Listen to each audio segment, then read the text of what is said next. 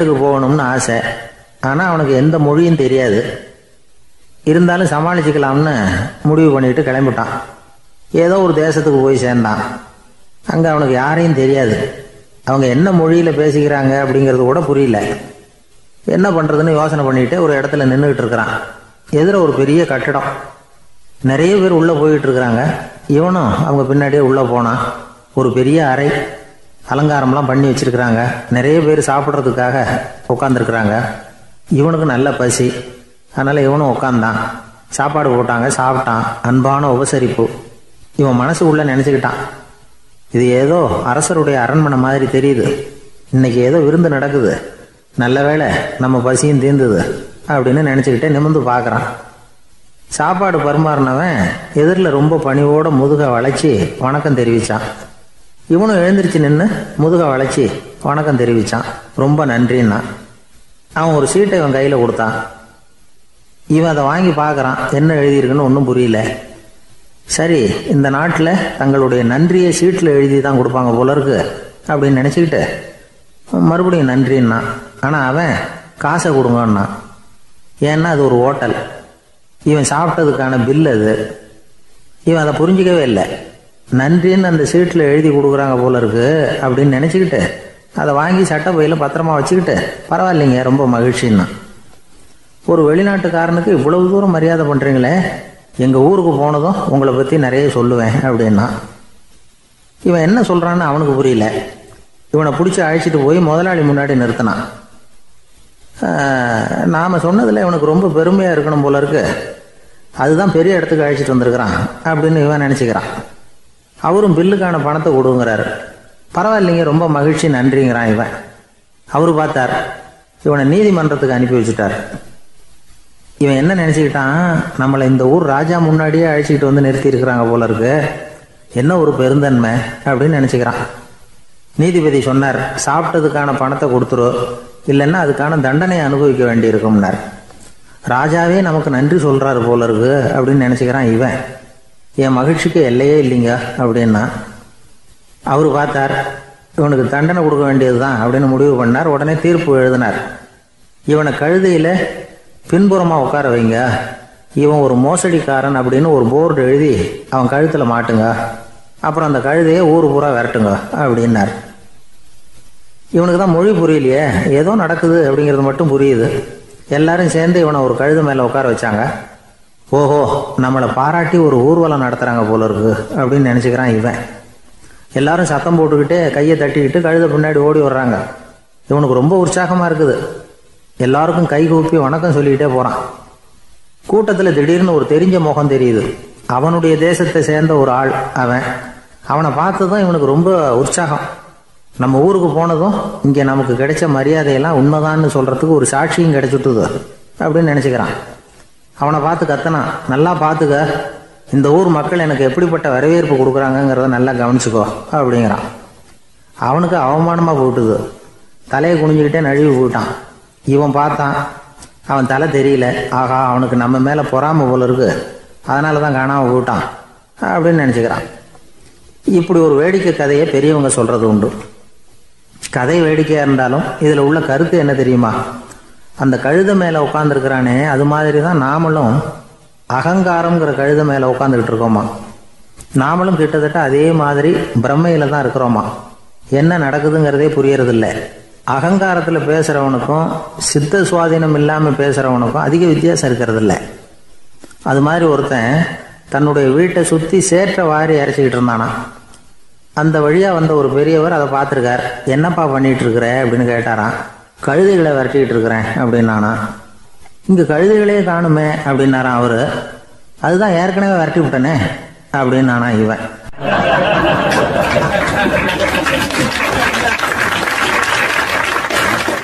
ஒரு ஊரில் 4 நண்பர்கள் இருந்தாங்க. 4 பேரும் சோம்பேறிகள். 4 பேருக்கும் எந்த வேலையும் செய்யறதுக்கு உடம்பு வளையறதில்லை. இருந்தாலும் சோம்பேறித்தனத்தில் ஒருத்தருக்கு ஒருத்தர் கொஞ்சம் வித்தியாசம் உண்டு. அதுக்கு தகுந்த மாதிரி அவங்களுக்கு பேர் அமைஞ்சு போச்சு. ஒருத்தன் கால் சோம்பேறி, இன்னொருத்தன் அரை சோம்பேறி, அடுத்தவன் முக்கால் சோம்பேறி, கடைசி ஆள் முழு சோம்பேறி. இவங்க 4 பேரும் நண்பர்கள். அப்புறம் எப்படி காரியம் நடக்கும்? 4 பேரும் ஒரு வீதியில் அப்படியே நடந்து போய்கிட்டு இருக்கிறாங்க. நல்ல பசி. எங்கேயாவது சோறு போடுவாங்களா அப்படின்னு பார்த்துக்கிட்டே வந்தாங்க. அவங்க வந்த வழியில் ஒரு ரூபா காசு கிடந்தது தரையில். அவங்க கண்ணில் அது பட்டுது. ஆனாலும் அதை குனிஞ்சு எடுக்கணுமே, அதுக்கு சோம்பேறித்தனம். முழு சோம்பேறி பார்த்தான். பக்கத்தில் வந்துக்கிட்டு இருந்த முக்கால் சோம்பேறிக்கிட்ட சொன்னானா, டேய் அதை கொஞ்சம் குனிஞ்சு எடுறா அப்படின்னானா. அவன் என்ன பண்ணான் தெரியுமா? அதுக்கு அடுத்தபடியாக வந்த அரை சோம்பேறிக்கிட்ட சொன்னானா, டேய் நீ அதை கொஞ்சம் குனிஞ்சு எடுறா அப்படின்னானா. அவன் இவனை விட மோசம். அடுத்தவங்ககிட்ட சொல்லியிருக்கிறான். அவனும் குனியறதுக்கு தயாராக இல்லை. ஆக கூடி கடைசியில் யாருமே காசை எடுக்கலை. என்னத்துக்கு அனாவசியமாக உடம்ப வளைச்சிக்கணும் அப்படின்னு எல்லாரும் பேசாமல் வந்துட்டாங்க. அவங்க பாட்டுக்கு நடந்து வந்துக்கிட்டே இருக்கிறாங்க. எதிரில் ஒருத்தன் வாழைப்பழத்தை வண்டியில் வச்சு தள்ளிக்கிட்டே வந்தான். ரூபாய்க்கு 4 பழம்னு கூவி விற்றுக்கிட்டே வர்றான். இப்போ அந்த முழு சோம்பேறி சொன்னானா, டேய் வழியில் கிடந்ததை ரூபா, அதையாவது எடுத்துக்கிட்டு வந்திருந்தா இப்போ இந்த பழத்தை வாங்கி ஆளுக்கு ஒன்று சாப்பிட்லாமே அப்படின்னானா. ஆமாம் சாப்பிட்ருக்கலாமே அப்படின்னாங்களாம் மற்றவங்களும். ஆனாலும் திரும்பி போய் அதை எடுக்கணும்னு யாருக்கும் தோணலை. பேசாமல் சோர்ந்து போய் நடந்து வந்தாங்களாம். இருட்டி போச்சு. வழியில் ஒரு கோவில். சரி இங்கேயே படுத்து தூங்குவோம் அப்படின்னா ஒருத்தன். அதுதான் சரின்னாங்க மற்றவங்களும். அப்படியே மண்டபத்தில் படுத்துட்டாங்க.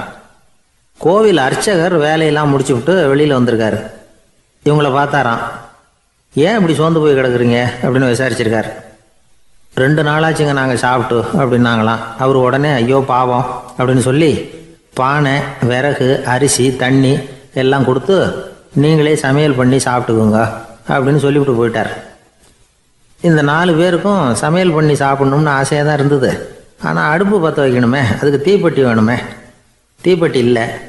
இப்போ முழு சோம்பேறி ஆரம்பித்தான். அடுத்தவனை பார்த்து, டேய் கடைக்கு போய் ஒரு தீப்பெட்டி வாங்கிட்டு வாயேன் அப்படின்னு நானா. அவன் வழக்கம் போல் அடுத்தவங்ககிட்ட சொல்லியிருக்கான். அவன் அதுக்கு அடுத்தவங்ககிட்ட சொல்லியிருக்கிறான். கடைசியாக கால் சோம்பேறிக்கிட்ட வந்து சேர்ந்தது. அவனும் அது நம்மால் முடியாது அப்படின்னு பேசாமல் இருந்துட்டான். இப்போ தீப்பெட்டி வேணுமே, அதுக்கு என்ன பண்ணுறது? அவங்களுக்குள்ளே பேசி ஒரு முடிவுக்கு வந்தாங்களாம். அதாவது யார் முதல்ல வாயை திறந்து பேசுகிறாங்களோ அவங்க தான் தீப்பெட்டி வாங்கிறதுக்கு போகணும் அப்படின்னு. அவ்வளவுதான். உடனே 4 பேரும் வாயை கெட்டியாக மூடிக்கிட்டு படுத்துக்கிட்டாங்க. அவங்க சமையல் பண்ணி சாப்பிட்டாங்களா என்ன அப்படிங்கிறது அர்ச்சகருக்கு தெரியல. சரி பார்த்துட்டு வரலாமேன்னு வந்தார். வந்து பார்க்குறாரு, இவங்க 4 பேரும் அசையாமல் படுத்து கிடக்குறாங்க. அர்ச்சகர் பயந்துட்டார். ஒருவேளை பசி தாங்காமல் செத்து போட்டாங்களோ அப்படிங்கிற பயம், அல்லது நாம் கொடுத்த உணவுப் பொருளில் ஏதாவது விஷம் கலந்துருக்குமோ அப்படின்னும் பயந்தார். அப்படின்னா நம்ம மேலே பழி வந்துருமே அப்படின்னு நினச்சி நடுங்க ஆரம்பிச்சிட்டார். அப்புறம் அவரும் ஒரு முடிவுக்கு வந்தாராம். கோவிலுக்கு பக்கத்துலேயே ஒரு பெரிய குழி இருந்தது. அதில் ஒவ்வொருத்தரையாக இழுத்துக்கிட்டு போய் போட்டார். கொஞ்சம் மண்ணை தள்ளினார். காலால் மிதித்தார். அவர் மிதித்த மிதி ஒருத்தன் அடி வயத்தில் போட்டுவிட்டுது. அவன் உடனே வலி தாங்காமல் ஐயோ அம்மான்னு அலறினான். உடனே நடந்தது என்ன தெரியுமா? மற்ற 3 பேரும் துள்ளி எழுந்திரிச்சாங்களாம். அவனை பார்த்து நீ தாண்டா தீப்பெட்டி வாங்க போகணும், நீ தாண்டா வாங்க போகணும், நீ தான் சத்தம் போட்ட அப்படின்னு சொல்லி ஆரம்பிச்சிட்டாங்களாம். அர்ச்சகர் பார்த்தார். இது பேய் மாதிரி தெரியுதுன்னு நினச்சிக்கிட்டு ஒரே ஓட்டமாக ஓடி போட்டாரான். கிராமப்புறங்களில் இப்படி ஒரு கதையை சொல்கிறது உண்டு. சோம்பல்ங்கிறது நம்ம முன்னேற்றத்துக்கு பெரிய தடை அப்படிங்கிறத நாம் புரிஞ்சுக்கணும். அதுதான் இந்த கதை சொல்கிற நீதி. ஒரு பள்ளிக்கூடத்தில் ஒரு புதுமையான போட்டி நடந்துதான். அதாவது சோம்பேறித்தனத்துக்கு பரிசு. அதில் 2வது பரிசு யாருக்குன்னு அறிவிச்சாங்க. ஒரு பையன் எழுந்திரிச்சு மெதுவாக நடந்து போய் பரிசை வாங்கிட்டான். அடுத்தது முதல் பரிசு யாருக்கு அப்படின்னு அறிவிச்சாங்களாம். அவன் கடைசி வரிசையிலேருந்து கத்தனானா, ஐயா அதையும் அந்த பையன் மூலமாகவே கொடுத்து அனுப்பி வச்சுருங்க, இங்கே வந்தது நான் வாங்கிக்கிறேன் அப்படின்னு நானா.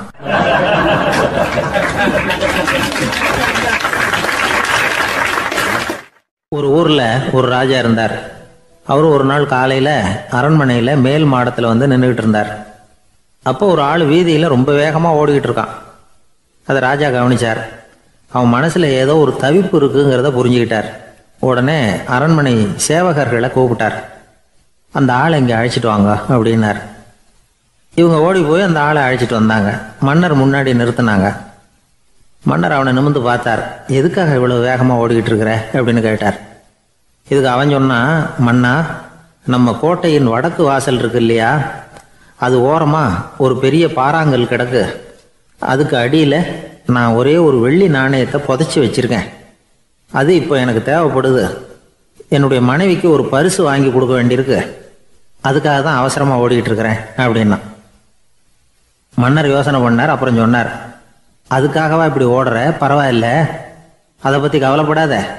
நான் உனக்கு 10 வெள்ளி காசுகள் தர்றேன், வாங்கிட்டு திரும்பி போ அப்படின்னார். இவன் தலையை சொரிஞ்சான். மன்னா, நீங்கள் கொடுக்கறத ரொம்பவும் மகிழ்ச்சியோடு வாங்கிக்கிறேன். இருந்தாலும் அதுக்கப்புறம் அந்த வடக்கு வாசலுக்கு போய் அங்கே இருக்கிற ஒரு நாணயத்தையும் எடுத்துக்கிட்டு போயிடுறேனே அப்படின்னானா. இதை பாருப்பா, அந்த ஒரு நாணயத்தை மறந்துடு, உனக்கு 100 வெள்ளி நாணயங்கள் தரேன் இருக்கார். மன்னா, ரொம்ப மகிழ்ச்சி. உங்கள் மாதிரி தாராள குணம் வேற யாருக்கும் வராது. நீங்கள் கொடுக்குற 100 நாணயங்களையும் வாங்கிக்கிறேன். இருந்தாலும் வடக்கு வாசலுக்கு போய் அதையும் எடுத்துக்கிட்டா 101 ஆயிடுமே அப்படின்னானா. இதை பாருப்பா, அந்த ஒரு நாணயத்தை மறந்துடு, அது எக்கேடாவது கெட்டு போகட்டும். நான் உனக்கு 100 பொற்காசுகள் தரேன், அதையாவது வாங்கிட்டு வந்த வழியிலேயே திரும்பி போடுன்னாரான். தங்க நாணயங்களே தரேன்னு சொல்கிறீங்க, தாராளமாக வாங்கிக்கிறேன். இருந்தாலும் வடக்கு வாசலுக்கு போய் அப்படின்னு மறுபடியும் ஆரம்பித்தான். அரசர் பொறுமை இழந்துட்டார். கடைசியாக ஒரு முடிவுக்கு வந்துட்டார். இதை பாருப்பா, உனக்கு என்னுடைய ராஜ்யத்திலேயே பாதியை கொடுத்துட்றேன், அப்படியாவது திருப்தியாக திரும்பி போ அப்படின்னாராம். மன்னா, உங்களுடைய பெருந்தன்மைக்கு ஈடு இணையே கிடையாது. தேசத்திலேயே பாதி பிரித்து கொடுக்குறேன்னு சொல்கிறீங்க, அதனால் உங்ககிட்ட ஒரு சின்ன வேண்டுகோள் அப்படின்னானா. சொல்லுன்னாராம் மன்னர் ஆர்வமா. இவன் மெதுவாக ஆரம்பித்தான். அப்படி இந்த ராஜ்யத்தை 2ஆக பிரிக்கிறப்போ அந்த வடக்கு வாசல் இருக்கிற பக்கத்தை என்கிட்டயே கொடுத்துருங்கோ அப்படின்னானா. மன்னர் அசந்து போயிட்டார். இந்த கதை எதுக்காகன்னு கேட்டால், மனம்ங்கிறது ஒரு குரங்குங்கிறத புரிஞ்சுக்கிறதுக்காகத்தான். உன்னை பிடிச்சிக்கிட்டா லேசில் விடாது. அப்படிப்பட்ட மனசை அறிவு தான் வழி நடத்தணும். அதில் தான் வாழ்க்கையின் வெற்றி அடங்கி இருக்குது. ஒரு சின்ன பையன் தெருவில் அழுதுகிட்டு இருந்தான். ஏன்பா அழுவுறேன்னு ஒரு பெரியவர் கேட்டார். 1 ரூபா காசை இங்கே தொலைச்சுட்டேன் அப்படின்னா. சரி, அதுக்காக அழாத, அதுக்கு பதிலாக 10 ரூபா தரேன், இந்தா வச்சுக்கோன்னு கொடுத்தாரு. அந்த 10 ரூபாயை வாங்கி சட்டப்பையில் போட்டுக்கிட்டு அதை விட அதிகமாக சத்தம் போட்டு அழ ஆரம்பிச்சுட்டான். மறுபடியும் ஏன்டா அழறேன்னு கேட்டார் பெரியவர். அந்த 1 ரூபாயும் கிடைச்சிட்டுதுன்னா இப்போ என்கிட்ட 11 ரூபா இருக்குமே, இப்போ 10 ரூபா தானே இருக்கு அப்படின்னு சொல்லிவிட்டு அழறான்.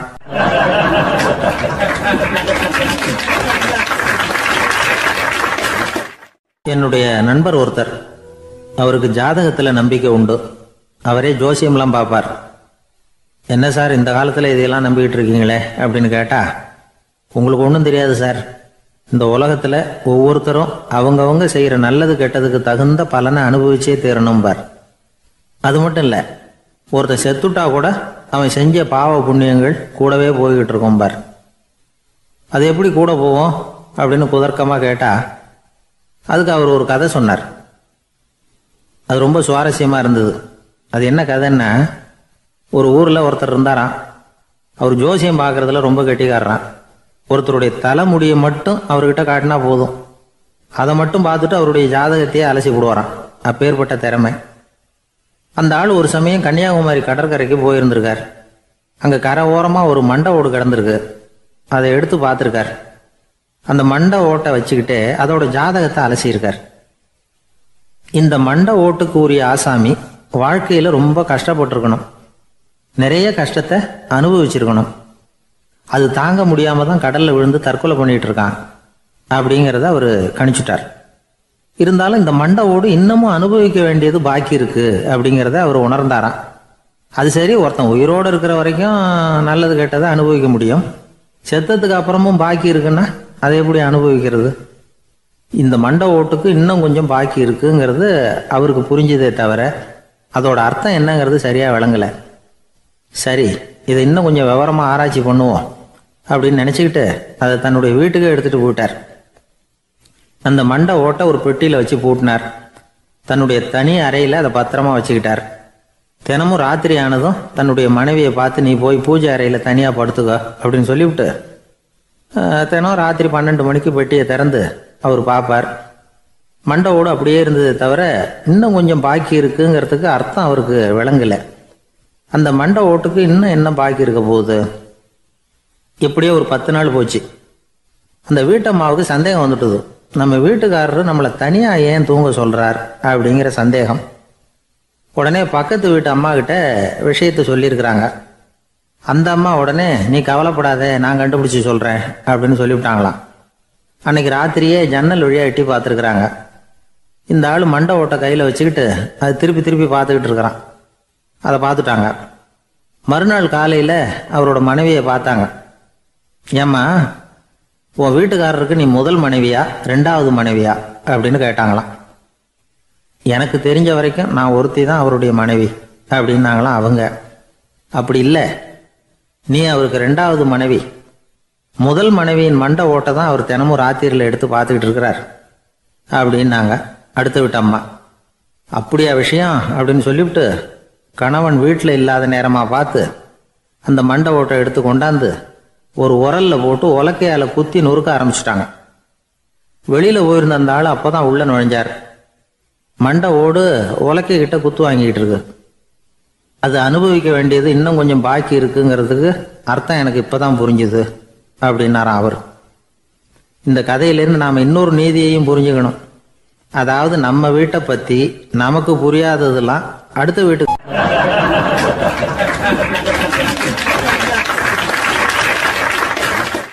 சங்கீத வித்வான்களில் பல வகை உண்டு.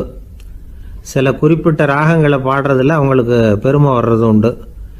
ஆனால் ஒருத்தர் இருந்தார், அவரால் ஒரு ராகத்துக்கே பெருமை வந்தது. அந்த ராகத்தை அவர் வாசித்து கேட்கணும் அப்படின்னு சொல்லுவாங்க. அது என்ன ராகம்னா தோடி ராகம். சரி, அந்த வித்வான் யாருன்னா அவர் தான் திருவாவடுதுறை ராஜரத்னம் பிள்ளை. பேராசிரியர் கல்கி ஒரு சமயம் தம்முடைய பத்திரிகையில் எழுதினாராம். அதை அப்படியே படிக்கிறேன் கேளுங்களேன். ஆகா, ஸ்ரீ ராஜரத்னம் பிள்ளையின் தோடி ஆலாபனையை முதலில் கேட்டபோது அவருடைய கற்பனையை விட்டு தள்ளுங்கள். நம்முடைய மனதில் என்னென்ன இன்பமயமான கற்பனைகள் எல்லாம் உதித்தன. குழந்தை தாயிடம் கொஞ்சம் குரலை கேட்டோம், அன்னை குழந்தையிடம் கொஞ்சம் குரலை கேட்டோம், ரதியும் மன்மதனும் பேசிக்கொண்ட காதல் மொழிகளை கேட்டோம், முருகன் சிவபெருமான் செவிகுளிர மொழிந்த உபதேசத்தை கேட்டோம், கலைமகள் கவிஞனுக்கு அருளிய ஆசி மொழிகளை கேட்டோம், நாரத முனிவருடைய தம்பூரா சுருதியை கேட்டோம், ராவணன் தன் எலும்பை ஒடித்து வீணையாகச் செய்து வாசித்த கானத்தை கேட்டோம், கானப் பறவைகளின் கலகல ஒலியை கேட்டோம், கோலக் குயில்களின் குரல் இனிமையை கேட்டோம். இப்படிலாம் பேராசிரியர் கல்கி விமர்சனம் எழுதியிருக்கிறார். திருவாவடுதுறை ராஜரத்னம் பிள்ளை அவர்களுடைய வாசிப்பை கேட்டுட்டு டி.என். ராஜரத்னம் பிள்ளை இறந்து போனார். அப்போ கவிஞர் கண்ணதாசன் எழுதினார், செவியனில் ஓடி எங்கள் சிந்தையில் ஓடி இந்த புவியெல்லாம் ஓடி நின்பார் பொங்கிய தோடி வேறிங்கு எவரிடம் போகும் ஐய இனி அதை காப்பார் யாவர் அவிந்தனின் சடலத்தோடே அவிந்தது தோடிதானும் அப்படின்னு எழுதினாராம். அந்த அளவுக்கு அவருடைய தோடியை ரசித்தவர்கள் உண்டு. அதே மாதிரி தோடின்னா என்னன்னு தெரியாமலே அவரை ரசித்தவங்களும் அந்த காலத்தில் உண்டு. அதாவது ஒரு பெரிய சபையில் இவர் வாசிச்சுக்கிட்டு இருக்கிறார். பாதியில் ஒரு பெரிய மனுஷன் உள்ளே வந்தார். அவர் உடம்புல பட்டு வேஷ்டி, ஜருகை, அங்கவஸ்திரம், வாயில் வெத்தலை, வாசனை புகையில, காதில் வைரக்கடுக்கன், கழுத்தில் தங்க சங்கிலி, கை விரல் பூரா மோதிரம், கையில் ஒரு வெள்ளி வெத்தலை புட்டி, உதவிக்கு 2 பேர் பக்கத்தில். இவ்வளவு பந்தாவோடு வரார் கச்சேரி கேட்கறதுக்கு. இப்படி வந்தவர் முதல் வரிசையில் உட்கார்ந்தார். வித்வான் வாசித்து முடித்ததும் இவர் அவரை பார்த்து, ஐயா, நீங்கள் தோடி வாசிக்கிறதுல ரொம்ப கெட்டிக்காரர்னு கேள்விப்பட்டிருக்கேன், அதை கேட்கறதுக்காக தான் மெனக்கிட்டு வந்திருக்கிறேன், அதை வாசிங்களேன் அப்படின்னாராம் இந்த பெரியவர். ராஜரத்னம் பிள்ளைக்கு ஒன்றும் புரியல. ஏன்னா இது வரைக்கும் அவர் வாசிச்சுக்கிட்டு இருந்ததே அந்த தோடி ராகத்தை தான். அதை வாசித்து முடித்ததும் அதை வாசிங்களேன்னு இவர் கேட்குறார். அப்படின்னா இவரோட ஞானம் எப்படிப்பட்டது? இவ்வளவும் கேட்டுட்டு இப்படி கேட்குறாரே அப்படின்னு அவர் யோசிச்சிருக்கிறார் ராஜரத்னம் பிள்ளை. உடனே என்ன பண்ணார் தெரியுமா? பக்கத்தில் ரொம்ப சாதுவாக சுருதி போட்டுக்கிட்டு இருந்த ஒரு முதுகில் ஓங்கி ஒரு குத்து விட்டாராம். அவருக்கு ஒன்றும் புரியல, எதுக்கு நம்மளை அடிக்கிறார் இவர், நம்மளை குத்துறாரு வித்வான்னு. அவர் அதிர்ச்சியால் இவர் நிமிர்ந்து பார்த்துருக்கார். அப்போ ராஜரத்னம் பிள்ளை சொன்னாராம், ஏய்யா ஐயா பெரிய மனுஷன், என்னுடைய பரம ரசிகர், தோடி ராகம் கேட்கணுங்கிறதுக்காக இவ்வளவு தூரம் வந்திருக்கிறார், வரிசையில் உட்காந்துருக்கார். நீ இந்த சமயம் பார்த்து தோடி ராகம் வாசிக்கிற நாதஸ்வரத்தை வீட்டில் வச்சுட்டு வந்துட்டியே, இப்போ ஐயாவுக்காக அந்த ராகத்தை நான் எப்படி வாசிக்கிறது அப்படின்னு சொல்லிவிட்டு மறுபடியும் முதுகில் ஒரு அடி கொடுத்தாராம். அடி வாங்கினவருக்கே சிரிப்பு அடக்க முடியலையா.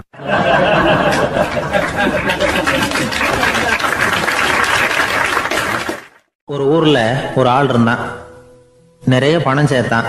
அவனுக்கு சம்பாதிக்க தெரியுமே தவிர செலவு பண்ண தெரியாது. மகா கஞ்சன். காசை கையில் எடுக்கவும் மாட்டான். எடுத்தால் செலவு செய்ய வேண்டியிருக்குமே. அதனால் இப்படியே அவன் காலத்தை ஓட்டி விட்டான். வயசாயிட்டுது. அவனுடைய மனைவி ஒரு நாள் கேட்டாங்க, இவ்வளவு நாளாக நீங்கள் என்னை எங்கேயுமே அழைச்சிட்டு போனதில்லை, இப்போவாவது அழைச்சிட்டு போகக்கூடாதா அப்படின்னாங்க. எங்கே போகணும் சொல்லுன்னா. காசிக்கு போகணும், கங்கையில் குளிக்கணும்னாங்க. இவன் பார்த்தான், இதுக்கு ஏன் அவ்வளோ தூரம் செலவு பண்ணிட்டு போகணும், நம்ம ஊர் ஆற்றுலேயே குளிக்கலாமே, இதுவும் புண்ணிய நதி தான், இங்கே குளித்தா அங்கே குளித்த பலன் கிடைச்சிரும் அப்படின்னா. சரின்னு 2 பேருமா ஆத்தங்கரைக்கு போனாங்க. அன்னைக்கு ஏதோ விசேஷம், நிறைய கூட்டம், நிறைய பேர் குளிச்சுக்கிட்டு இருக்கிறாங்க.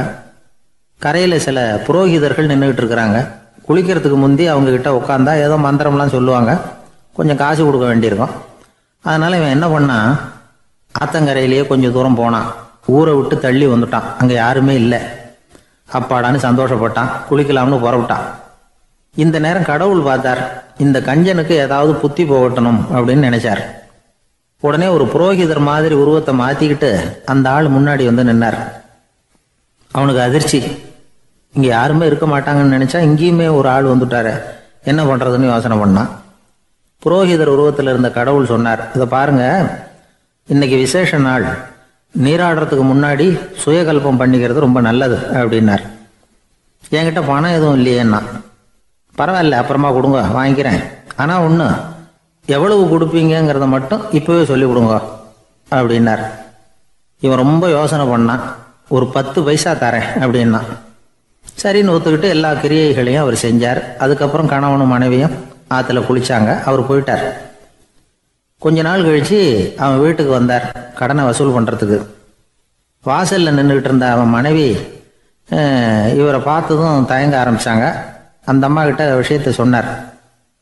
அந்த அம்மா ஓடி போய் உள்ளே இருக்கிற தன்னுடைய கணவர்கிட்ட சொன்னாங்க. அவன் யோசனை பண்ணான், இப்போ வெளியில் போனால் அவனுக்கு 10 காசு கொடுக்க வேண்டியிருக்கும், அதனால் எனக்கு காய்ச்சல்னு அந்த ஆளுகிட்ட சொல்லிவிடு, இன்னொரு சந்தர்ப்பத்தில் என்னை வந்து பார்க்க சொல்லு அப்படின்னா. அந்த அம்மா போய் சொன்னாங்க. அப்படிங்களா, அப்படின்னா அவரை நான் உடனே போய் பார்க்கணுமே அப்படின்னு உள்ளே நுழைய ஆரம்பித்தார். அவங்க மறுபடியும் இருங்க தான் வரேன்னு சொல்லிவிட்டு உள்ள ஓடி விஷயத்தை சொன்னாங்க. இது ஏதுடா வம்பா போச்சு அப்படின்னு பார்த்தான். மனைவியை கிட்டத்தில் கூப்பிட்டான். இதோ பாரு, ஜன்னி கண்டு நான் இறந்து போயிட்டதா சொல்லிவிடு அப்படின்னா சொன்னாங்க. புரோகிதர் பார்த்தார். அப்படின்னா ஒரு வழியாக இருந்து அவருடைய இறுதி சடங்குகளையும் நானே முடிச்சுட்டு போயிடுறேன் அப்படின்னார். உள்ளே இருந்தவன் யோசனை பண்ணான், அந்த ஆள் என்னை விட மாட்டான் போல இருக்கு, அதனால் ஒரு சவப்பெட்டியில் என்னை வச்சு தூக்கிக்கிட்டு மயானத்துக்கு போங்க, பார்த்துக்கலாம் அப்படின்னா. புரோகிதரும் விடுற மாதிரி இல்லை, கூடவே நடந்து போய்கிட்டு இருக்கிறார். அங்கே இறக்கி சடங்குகளை முடிச்சுட்டு தீ வைக்கிற நேரம் பொட்டிக்குள்ளே இருந்த நம்ம ஆள் அலறி அடிச்சுட்டு வெளியில் ஓடி வந்தான். புரோகிதர் உருவத்தில் இருந்த கடவுள் சிரிச்சார், தன்னுடைய சுய உருவத்தை காட்டினார். அதுக்கப்புறம் அவனை கூப்பிட்டு, இதை பாருப்பா, ஏன் இப்படி அல்லாடுற, ஏதாவது வர வேணும்னா கேள் தரேன் அப்படின்னார். அவன் யோசனை பண்ணான். பகவானே, ஒரே ஒரு வரம் தான் உங்ககிட்ட கேட்கணும்னா. என்ன வேணும் கேளுன்னார். அந்த 10 பைசா தட்சணையை தள்ளுபடி பண்ணால் போதும் அப்படின்னா. கடவுளும் சரின்னு சொல்லிட்டு போயிட்டார். இப்படி ஒரு கதையை சுவாமி சிவானந்தர் சொல்லியிருக்கிறார். செல்வந்தர்கள் பல பேர் இப்படித்தான் இருக்கிறாங்க. தாங்களும் அனுபவிக்க மாட்டாங்க, அடுத்தவங்களுக்கும் கொடுக்க மாட்டாங்க. இது மாதிரியான கஞ்சர்களுக்கு இந்த உலகம் இல்லை, அந்த உலகம் இல்லைங்கிறார் அவர். இந்த கதையில் கடவுள் கடன் வசூலுக்கு வந்தது மாதிரி நம்ம ஊர் ஆள் ஒருத்தன் இன்னொருத்தர்கிட்ட 10 பைசா கடன் கொடுத்துட்டான். திருப்பி வாங்கறதுக்கு நடையா நடக்கிறான். கடைசியாக கேட்டான், நீ எப்போதான் கடனை திருப்பி தரப்போற, அதை முடிவாக சொல்லுன்னா. வர்ற வியாழக்கிழமை கண்டிப்பாக கொடுத்துருவேன் அப்படின்னானா அவன். அன்னைக்கு நான் ஊரில் இருக்க மாட்டேனே அப்படின்னானா இவன். அதனால் என்ன, நானும் தான் அன்னைக்கு ஊரில் இருக்க மாட்டேன் அப்படின்னானா.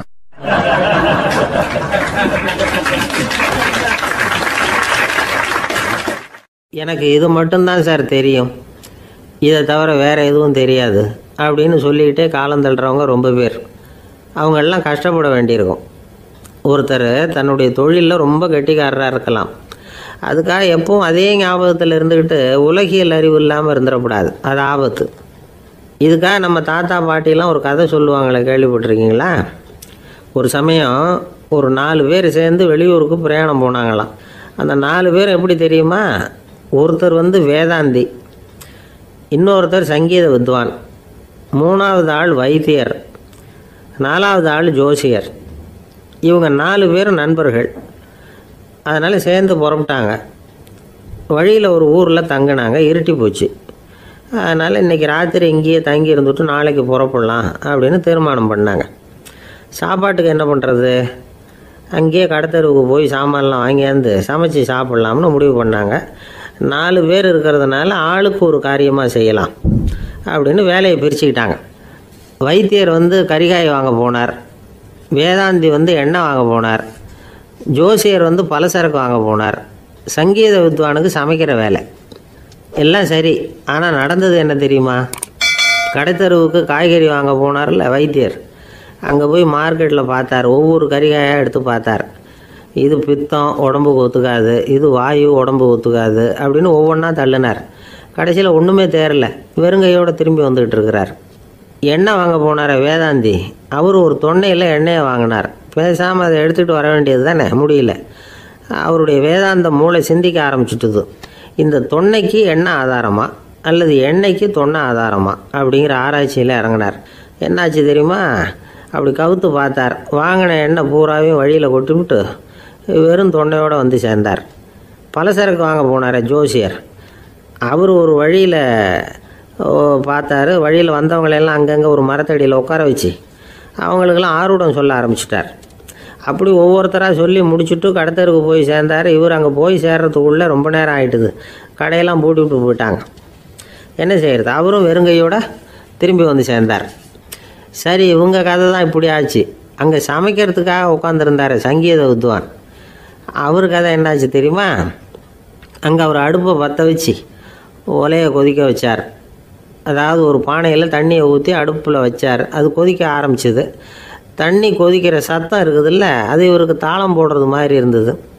ஒரே குஷி, பாட ஆரம்பிச்சிட்டார். பாடிக்கிட்டே உற்சாகமாக கையில் இருந்த கரண்டியால் அந்த பானையில் தட்டினார், தாளம் போடுறதா நினச்சிக்கிட்டு. அவ்வளவுதான், பானை பட்டுன்னு உடஞ்சி போச்சு. தலையில் கையை வச்சுக்கிட்டு அவரும் உட்காந்துட்டார். எந்த தொழில் தெரிஞ்சாலும் சரி, அதை புத்திசாலித்தனமாக பயன்படுத்த தெரியலன்னா ஆபத்து தான். அதுக்காக தான் இந்த கதை. ஒரு பஸ்ஸு டிரைவர் ரொம்ப கெட்டிக்காரர். பஸ்ஸை ரொம்ப திறமையாக ஆபத்து இல்லாமல் ஓட்டினதுக்காக பரிசுலாம் வாங்கினவர். அவரே ஒரு படகு ஓட்டுறதுக்காக அழைச்சிட்டு போயிருக்கிறாங்க, மோட்டார் படகு. அதையும் ரொம்ப திறமையாக தான் ஓட்டிகிட்டு போயிருக்கிறாரு. நடுக்கடலில் போனதும் படகு நின்று போச்சு. மோட்டாரில் ஏதோ கோளாறு. என்ன செய்யலாம் அப்படின்னு அந்த டிரைவரை கேட்டிருக்கிறாங்க படகுல இருந்தவங்கெல்லாம். அப்போ அவர் சொன்னாராம், கவலைப்படாதீங்க, ஒன்றும் பிரச்சனை இல்லை, எல்லாரும் கொஞ்சம் கீழே இறங்கி பின்னாடி தள்ளுங்க, மோட்டார் ஸ்டார்ட் ஆகிடும் அப்படின்னாராம்.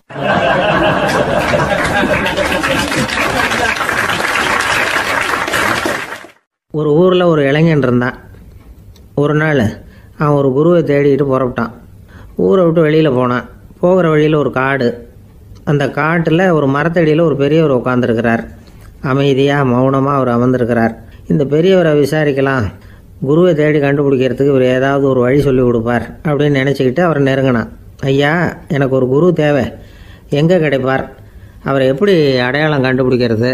அதை பற்றி ஏதாவது விவரம் சொன்னீங்கன்னா நான் கண்டுபிடிச்சிக்குவேன் அப்படின்ட்டுருக்கான். பெரியவர் நிமிர்ந்து பார்த்தார். தம்பி, அது ரொம்ப சுலபம். அவர் வயசானவராக இருப்பார், என்னை விட சுமார் 30 வயசு அதிகமாக இருக்கும்.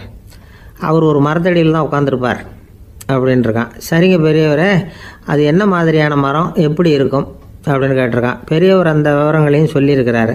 அது மட்டும் இல்லை, சந்திக்கிற நாள், நேரம், வினாடி முதற்கொண்டு எல்லா விவரங்களையும் துல்லியமாக சொன்னாராம். இவ்வளவு விவரங்களை இவரால் எப்படி சொல்ல முடியுது அப்படின்னு இவனுக்கு ஆச்சரியம். இருந்தாலும் அந்த பெரியவர் கடைசியாக ஒரு விவரம் சொன்னார். அது என்ன தெரியுமா? எப்படியும் நீ அவரை சந்திக்கிறதுக்கு ஒரு 30 வருஷம் ஆகும் அப்படின்னு சொல்லிவிட்டாராம். ரொம்ப நன்றிங்க பெரியவரே அப்படின்னு சொல்லிவிட்டு அந்த இளைஞன் புறப்பட்டுருக்கான். இப்போ அவனுக்கு குரு பற்றின விவரம் எல்லாம் கிடைச்சிட்டுது, சந்திக்கிற நேரமும் தெரிஞ்சுட்டுது. ஆனால் 30 வருஷம் அவரை தேடி அலைய வேண்டியிருக்குமே. அவன் தேட ஆரம்பித்தான். காடு மலை எல்லாம் சுற்றி அலைஞ்சான். பல வருஷங்கள் தேடினான், அழுத்து போயிட்டான். கடைசியில் அவனுக்கும் வயசாகிட்டுது. கடைசியில் தன்னுடைய சொந்த ஊருக்கே திரும்பி போய்கிட்டு இருந்தான். அங்கே ஒரு மரத்தடியில் அவன் தேடிக்கிட்டு இருந்த குருநாதர் கிடைச்சார். யார் அவருன்னா, 30 வருஷத்துக்கு முன்னாடி வழி சொல்லி கொடுத்தாருல அதே பெரியவர். அவருக்கு இப்போ 30 வயசு அதிகமாக இருந்தது. அதே மரம். அன்னைக்கு பெரியவர் சொன்ன அடையாளம் இப்போ பொருத்தமாக இருந்தது. இப்போ அந்த பெரியவர் சொன்னார், சரியாக வந்து சேர்ந்துட்டேன், வா, உனக்காக தான் நான் இவ்வளவு காலமும் காத்துக்கிட்டு இருந்தேன் அப்படின்னாராம். என்ன சொல்கிறீங்கன்றிருக்கான். 30 வருஷத்துக்கு முன்னாடி என்கிட்ட வந்தியே, அப்போவே என் காலம் முடிஞ்சு போயிருந்தது. அப்போவே என்ன உனக்கு அடையாளம் தெரியல, அதனால் இவ்வளவு காலம் உனக்காக காத்துட்ருக்கும்படி ஆயிட்டுது அப்படின்னாராம். ஐயா அப்போவே நீங்கள் சொல்லியிருக்கலாமே, இதுதான் 30 வருஷம் கழித்து நீ சந்திக்க போகிற இடம், நான் தான் உன்னுடைய குரு அப்படின்னு சொல்லியிருக்கலாமே அப்படின்ட்டுருக்கான். அந்த பெரியவர் சிரிச்சுக்கிட்டே இதுக்கு பதில் சொன்னாராம், நான் எவ்வளவோ விவரமாக தான் சொன்னேன், நீ சரியாக புரிஞ்சிக்கல. காரணம், அப்போ நீ போதுமான அளவுக்கு பக்குவம் பெற்றிருக்கவில்லை. அதனால் புரியும் சக்தி இல்லாமல் போயிட்டுதப்போ 30 ஆண்டு காலம் நீ அலைஞ்சி தெரிஞ்சிருக்கிற. அது காரணமாக இப்போ உனக்கு அந்த பக்குவம் வந்துட்டுது. அதனால தான் அடையாளம் காண முடிஞ்சது, நானே உன்னுடைய குரு அப்படின்னாராம். இதுலேருந்து என்ன தெரியுதுன்னா, ஆன்மீகத்தில் மாணவனாக சேர்றதுக்கு கூட ஒரு பக்குவத்தன்மை தேவைப்படுது. ஒரு பெரிய ஞானி, அவர்கிட்ட சீடனாக இருக்க ஒருத்தன் வந்தான், எதிரில் நின்னான். ஞானி அவனை வெகு நேரம் உற்று பார்த்தார். அப்புறம் சொன்னார், சீடனாக இருக்கிறது ரொம்ப சிரமம்னார். நான் தயாராக இருக்கிறேன்னா. அது இன்னமும் சிரமமாச்சே, இங்கே குருவாக இருக்கிறது மட்டுமே சுலபம் அப்படின்னாராம். அப்படின்னா நான் குருவாகவே ஆயிடுறேன் அப்படின்னானா. இது போலவே இந்த காலத்தில் கதை ஒன்று உண்டு. ஒரு பள்ளிக்கூடத்தில் வகுப்பு ஆசிரியர் மாணவனை திட்டிக்கிட்டு இருந்தார். டேய், நீ 100க்கு 10 மார்க்கு தான் வாங்கிட்டு இருக்க. இவ்வளவு மோசமாக நீ படித்தா கடைசியில் மாடு மேய்க்கிறது கூட லாய்க்கு இல்லாதவனா ஆயிடுவேன். அதுக்கப்புறம் என்ன செய்ய போகிறேன் அப்படின்னாராம். பையன் தலையை சொரிஞ்சிக்கிட்டே சொன்னானா, சார் அப்படின்னா ஒன்று செய்கிறேன் அப்படின்னானா. இவர் கேட்டிருக்கார், என்ன செய்ய போகிறேன்னு. வேற என்ன சார், உங்களை மாதிரி ஒரு ஆசிரியர் ஆயிடுறேன் அப்படின்னானா.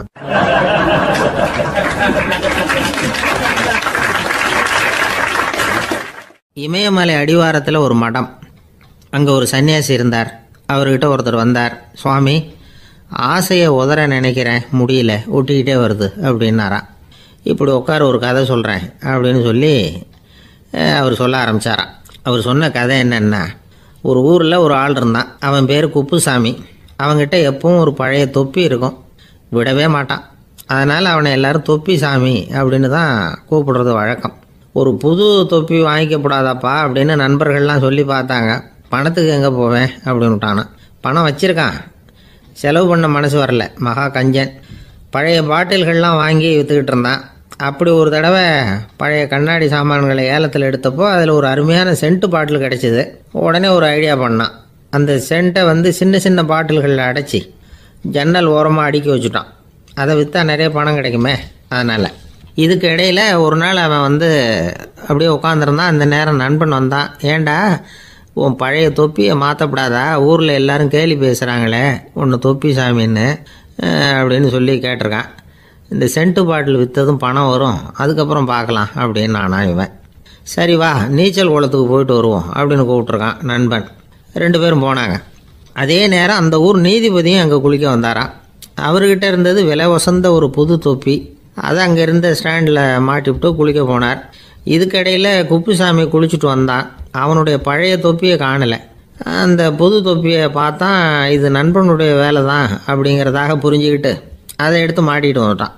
நீதிபதி குளிச்சுட்டு பார்க்குறாரு, தொப்பியை காணும். போலீஸில் புகார் கொடுத்தார். அவங்க தேடினாங்க. ஒரு மூலையில் பழைய தொப்பி கிடச்சிது. அடடா, இது நம்ம குப்புசாமியோட தொப்பி இல்லையா அப்படின்னு நானா ஒருத்தன். உடனே அவன் வீட்டுக்கு தேடிட்டு போயிருக்காங்க. அங்கே போய் பார்த்தா புது தொப்பி அங்கே இருக்குது. உடனே அவனுக்கு 1000 ரூபா அபராதம் போட்டாங்களாம். அவன் பணத்தை கட்டிவிட்டு ரொம்ப எரிச்சலோடு வீட்டுக்கு வந்தான். பழைய தொப்பி கண்ணில் பட்டது. மறுபடியும், உன்னால் தானே எனக்கு 1000 ரூபா நஷ்டம் அப்படின்னு சொல்லி அதை எடுத்துக்கிட்டு அப்படி போயிருக்கான். அந்த ஊர் குளத்தில் வீசி எரிஞ்சிட்டு வந்துட்டான். அது மீன் பிடிக்கிற ஒருத்தன் கையில் சிக்கிச்சு. அவன் வர்ற வழியில் அதை எடுத்து வேகமாக வீசி எறிஞ்சான். அது நேராக குப்புசாமி வீட்டு ஜன்னல் வழியாக உள்ளே இந்த சென்ட்டு பாட்டில்கள் மேலே விழுந்து எல்லாம் உடஞ்சி நொறுங்கி போச்சு. குப்புசாமி பார்த்தான். தோட்டத்தில் ஆழமாக ஒரு குழியை வெட்டினான். அந்த தொப்பியை போட்டான், மூடிவிட்டான். இதை அடுத்த வீட்டுக்காரன் பார்த்தான். ஏதோ புதையல் தான் வச்சுருக்கான் போல இருக்குன்னு நினச்சான். போலீஸில் போய் புகார் கொடுத்துட்டான். மறுபடியும் போலீஸ் குழியை தோண்டினாங்க. பழைய தொப்பி மறுபடியும் வெளியில் வந்தது. எல்லோரும் சிரிக்கிறாங்க. அன்னைக்கு ராத்திரியே அந்த தொப்பியை எடுத்துக்கிட்டு நேராக புறப்பட்டான். ஒரு கல்லில் அதை சேர்த்து கட்டி குடிநீர் தொட்டி இருக்கும்ல, அதில் போட்டுட்டு வந்துட்டான். இனிமேல் என்ன பண்ணும் பார்ப்போன்னு. ஒரு நாள் திடீர்னு குழாயெல்லாம் அடைப்பட்டு போச்சு. மாநகராட்சி அலுவலர்கள் என்னன்னு பார்த்தா அந்த பழைய தொப்பி குழாயை அடைச்சிக்கிட்டு இருக்குது. இது குப்புசாமியோட தொப்பிங்கிறது தான் எல்லாருக்கும் தெரியுமே. உடனே குடிநீரை பாழாக்கணத்துக்காக குப்புசாமிக்கு கோர்ட்டு 2500 ரூபா அபராதம் போட்டுவிட்டுது. அதையும் கட்டிவிட்டு வெளில வந்தான். கடைசியாக முடிவு பண்ணான். ஒரு நெருப்பு குச்சியை கிழிச்சான். தொப்பியை கொளுத்தினான். எரிஞ்சது. எடுத்து வெளில எரிஞ்சான். கொஞ்ச நேரத்தில் தீ அணைப்பு படம் வந்துட்டுது. ஆமாம், இவன் எடுத்து எரிஞ்சது வெளியில் விழுந்து வீட்டுக்கு ஊரையே பற்றிக்கிட்டு எரிய ஆரம்பிச்சுட்டுது. அவனோட பணத்தாசையும் அதோடு சேர்ந்து எரிஞ்சு போச்சான். இப்படி ஒரு கதை. இந்த கதையை சொல்லி முடித்தார் அந்த இமயமலை அடிவாரத்தில் இருந்த சன்னியாசி. இப்போ அந்த குப்புசாமி எங்கே இருக்கிறான்னு கேட்டார் எதிரில் இருந்தவர். இதோ உன் எதிரிலே இருக்கிறான், நான் தான் அந்த குப்புசாமி அப்படின்னாரான் அந்த சன்னியாசி. அந்த குப்புசாமி கிட்ட இருந்தது மாதிரி ஒரு பழைய தொப்பி நம்ம ஒவ்வொருத்தர்கிட்டையும் உண்டு. அதை எப்படி தொலைக்கிறதுன்னு தெரியாமல் தடுமாறிக்கிட்டு இருக்கிறோம். அது என்ன தொப்பிங்கிறீங்களா? அதுதான் நம்மை சூழ்ந்திருக்கிற மாயை அப்படிங்கிறார் சுவாமி சின்மயானந்தர். மெய்ஞானம் கிடைக்கிறப்போ மாயை எரிஞ்சு போகும் அப்படிங்கிறது அவருடைய கருத்து. நம்மால் ஒருத்தர் வேகமாக ஓடி வந்தார். காலில் மாட்டியிருந்த பழைய செருப்பு ரெண்டையும் ஆவேசமாக தூக்கி ஒரு கிணத்துல போட்டுட்டு வெறுங்காலோடு நடந்து வந்துக்கிட்டு இருக்கிறார். ஏன் அப்படி பண்ணீங்க அப்படின்னு கேட்டோம். அந்த செருப்புக்கு சொந்தக்காரன் பின்னாடி வந்துக்கிட்டு இருக்கிறான், அதனால் அப்படி பண்ணேன் அப்படிங்கிறார் இவர்.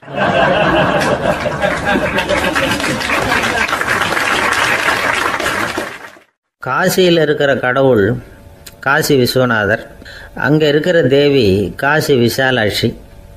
இவங்க ரெண்டு பேரும் ஒரு நாள் பேசிக்கிட்டு இருந்தப்போ கடவுள் சொன்னார், இந்த மனிதர்களை நாம் ரொம்பவும் நம்பிக்கையோடு தான் படைச்சிருக்கிறோம், இருந்தாலும் அவங்களுக்கு தான் நம்பிக்கை இல்லை, எதுலேயும் ஒரு உண்மையான நம்பிக்கை இல்லாமல் வாழ்ந்துக்கிட்டு இருக்கிறாங்க அப்படின்னார். என்ன அப்படி சொல்கிறீங்க?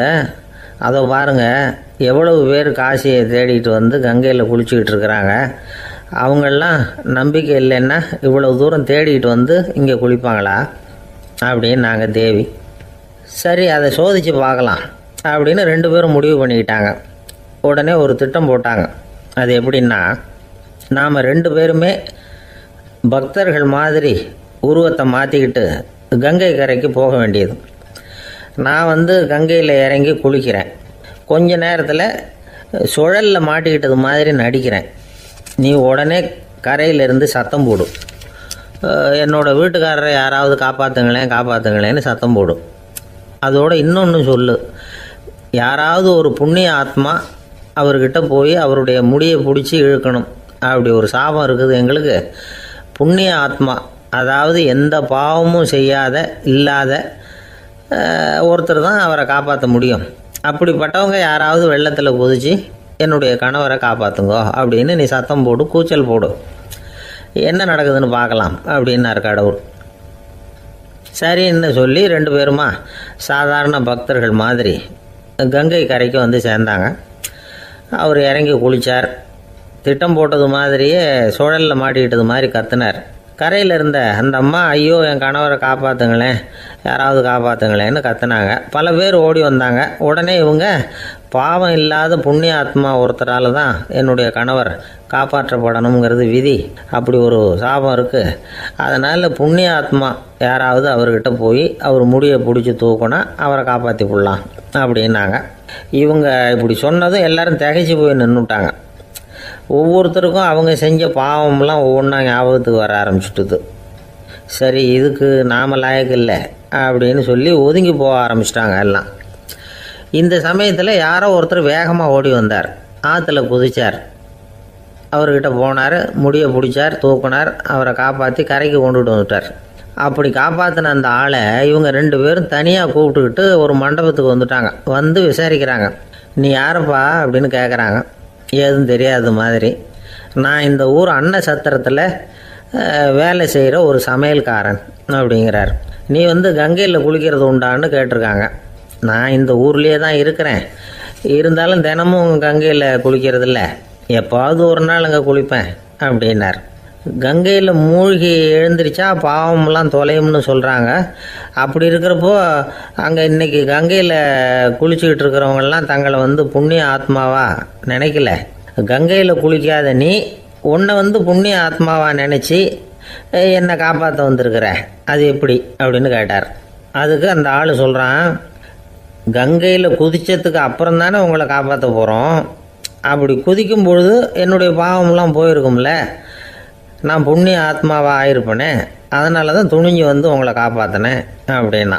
கடவுளும் தேவியும் அவனுக்கு காட்சி கொடுத்தாங்களாம். இப்படி ஒரு கதை உண்டு. அதாவது கங்கையில் குளிச்சுக்கிட்டு இருக்கிறவங்களுக்கே தங்களுடைய பாவம் போகுங்கிற நம்பிக்கை பரிபூர்ணமாக இல்லை, குளிக்காத ஒருத்தனுக்கு அந்த நம்பிக்கை இருந்தது.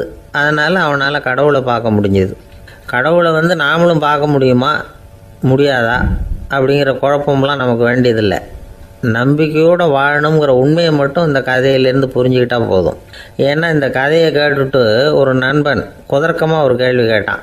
ஏன் சார், கங்கையில் குளித்தா பாவம் போயிடும்னு சொல்கிறீங்களே, நான் எனக்கு வேண்டாத ஒருத்தனை அழைச்சிட்டு போய் கங்கையிலேயே தள்ளி விட்டுட்டு அதுக்கப்புறம் அங்கேயே முழுக்க போட்டுட்டு நான் செஞ்ச பாவத்தை அதுலேயே கழுவி விட்டுட்டு மறுபடியும் உங்ககிட்ட வந்துடுறேன்னு வச்சுக்கோங்க, நீங்கள் என்னை புண்ணிய ஆத்மான்னு ஏற்றுக்குவீங்களா அப்படிங்கிறான். ஆள் கொஞ்சம் அசந்தான் நம்மளே அங்கே அழைச்சிட்டு போனாலும் போயிடுவான்.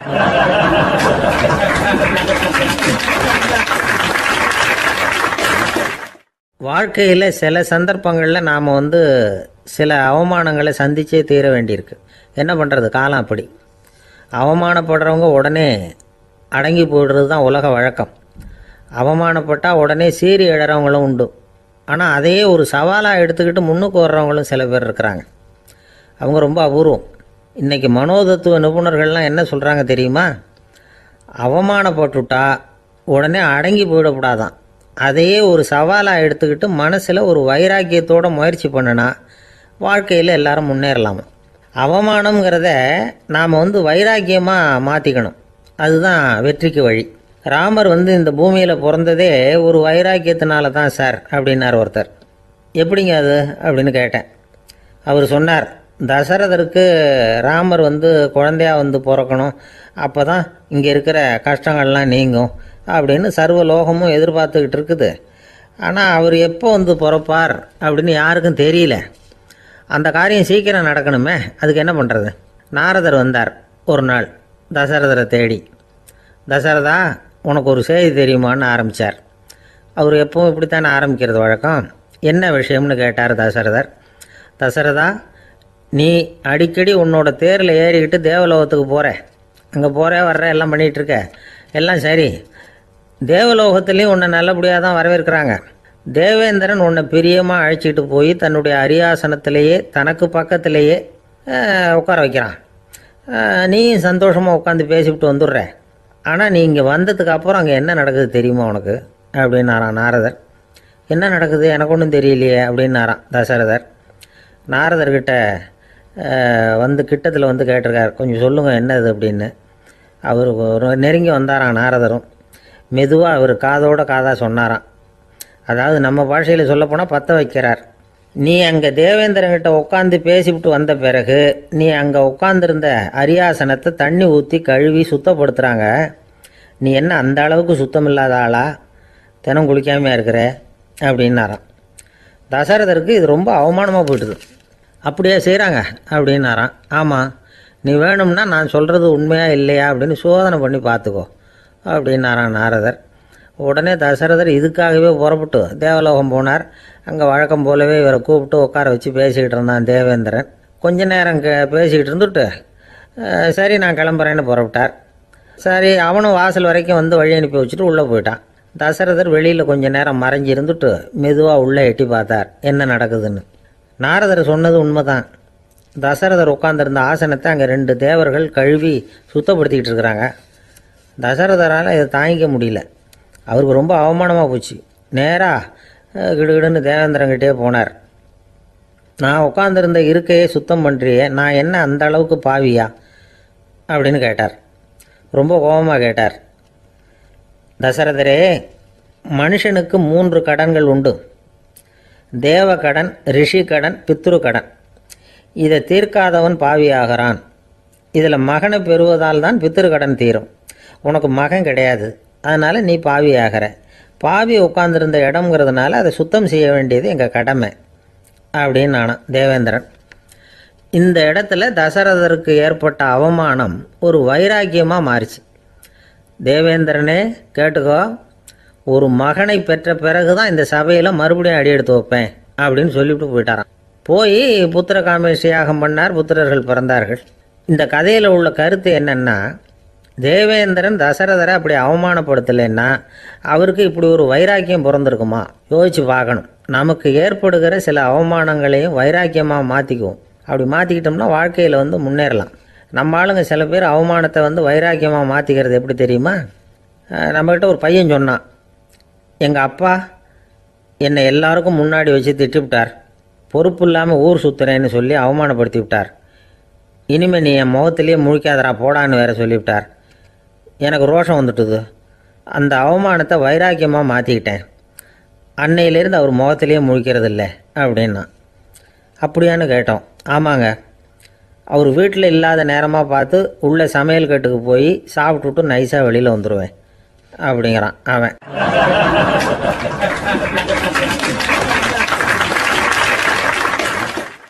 ஜவஹர்லால் நேரு பிரதமராக இருந்த சமயம் அவர் ஒரு தடவை சென்னைக்கு வந்திருக்கிறார். இங்கே சில முக்கிய நிகழ்ச்சிகளில் கலந்துக்கிறதுக்காக வந்திருந்தார். ஆளுநர் மாளிகையில் ஒரு நாள் ராத்திரி தங்கி மறுநாள் புதுடெல்லி புறப்படுறதாக ஏற்பாடு. நிகழ்ச்சியிலெல்லாம் முடிச்சுக்கிட்டு ஆளுநர் மாளிகையில் தங்கி இருக்கிறார். அன்றைக்கு இரவு படிக்கிறதுக்கு ஒரு முக்கியமான புத்தகம் அவருக்கு தேவைப்பட்டது. அந்த சமயத்தில் உலக அளவில் ஒரு முக்கியமான பொருளாதாரம் சம்பந்தமான ஒரு புத்தகம் வெளியாகி இருக்கிற விஷயம் அவருக்கு தெரியும்.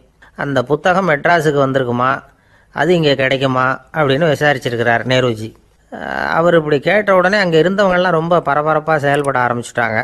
முக்கியமான இடங்கள்ல எல்லாம் விசாரிச்சிருக்கிறாங்க அந்த புத்தகம் உங்ககிட்ட இருக்கான்னு. சென்னையில் உள்ள கன்னிமாரா நூல் நிலையத்துக்கு எப்படியும் அந்த புத்தகம் வந்திருக்கணும் அப்படின்னு ஒரு நம்பிக்கை. அங்கே விசாரித்தாங்க.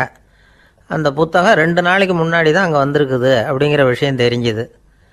உடனே எல்லாரும் அங்கே ஓடினாங்க. அவங்களுக்கு இன்னொரு சந்தேகம். புத்தகம் வந்திருக்கு சரி, அது இந்த சமயத்தில் வேறு யாரும் படிக்கிறதுக்கு எடுத்துகிட்டு போயிருக்கக்கூடாதே அப்படிங்கிற சந்தேகம் இருந்தாலும் மனசுக்குள்ளே ஒரு தைரியம்.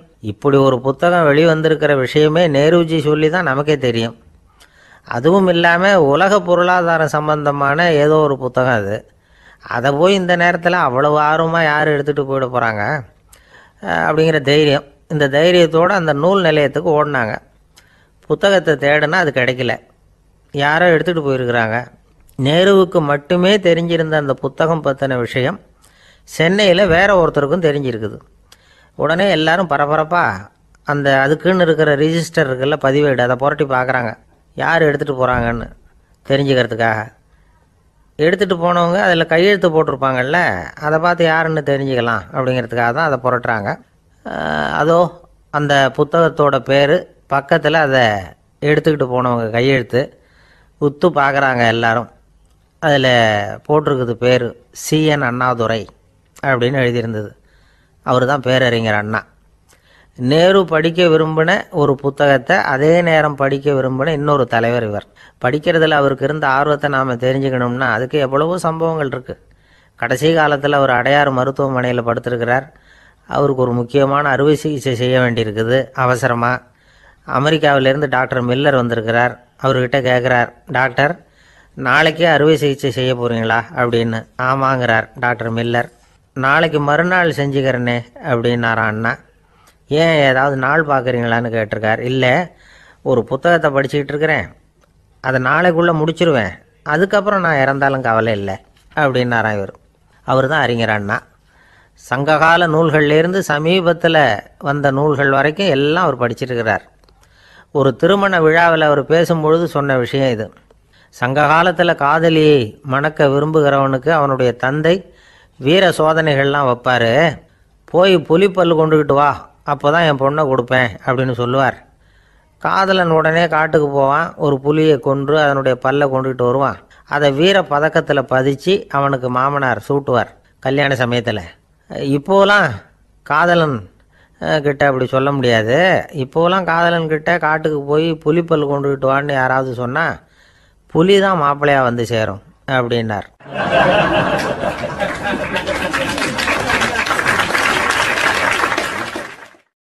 ஒரு கடைக்கு போனேன், 5 ரூபா பணத்தை எடுத்து கொடுத்தேன். ஒரு தினசரி பத்திரிகையை கேட்டேன். அவர் உடனே அங்கே அடுக்கி வச்சுருந்த பத்திரிகையில் ஒன்று எடுத்து என் கையில் கொடுத்தார். வாங்கிக்கிட்டேன். மீதி பணத்தை எடுத்தார். அதையும் என் கையில் கொடுக்கணும்ல, கொடுக்கல. எதிரில் இருந்த பலகையில் வச்சு எடுத்துக்க சொன்னார். எப்பவும் அவர் அப்படி தான் பண்ணுவார். நானும் எடுத்துக்கிட்டு வந்துடுவேன். இவர் ஏன் இப்படி பண்ணுறாருங்கிறது எனக்கு ரொம்ப நாளாக ஒரு சந்தேகம். ஒரு நாள் அவர்கிட்டயே இதை கேட்டுவிட்டேன். ஏங்க, நீங்கள் உங்கள் கடைக்கு வந்து பொருள்கள் வாங்குறவங்களுக்கு நீங்கள் பாக்கி சில்லறையை கொடுக்குறப்போ பலகையில் வச்சு விட்றீங்க, கையில் கொடுக்க மாட்டேங்கிறீங்களே, ஏன் அப்படின்னு கேட்டேன்.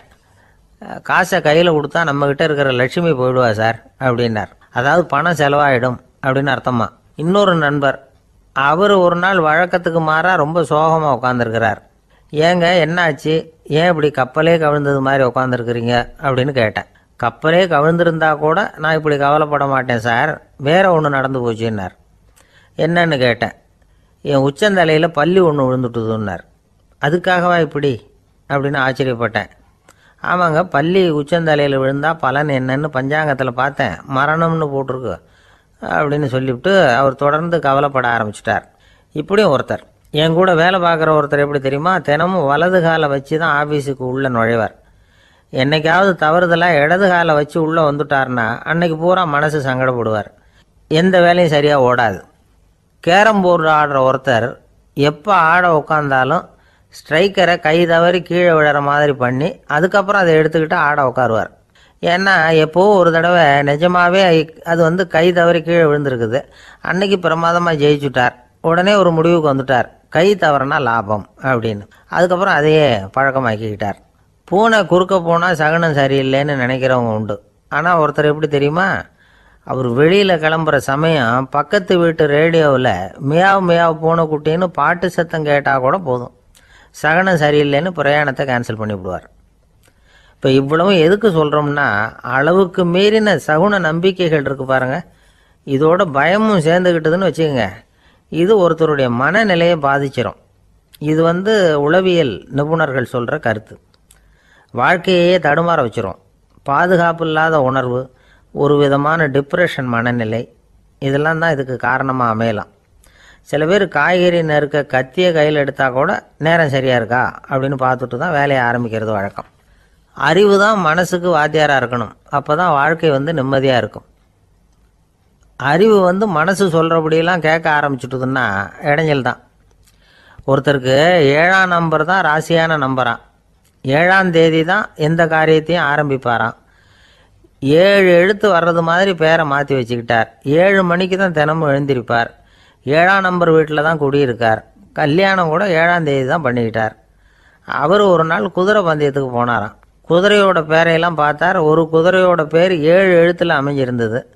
7 தானே இவருக்கு அதிர்ஷ்ட நம்பர், அதனால் உடனே அது பேரில் பணத்தை கட்டினார். பந்தயம் நடந்தது. என்ன சார் ஆச்சுன்னு கேட்டாங்க. நான் பணம் கட்டின அந்த என்னோட குதிரை 7ஆவதாக சேர்ந்தது சார் அப்படின்னாராம் சோகமாக.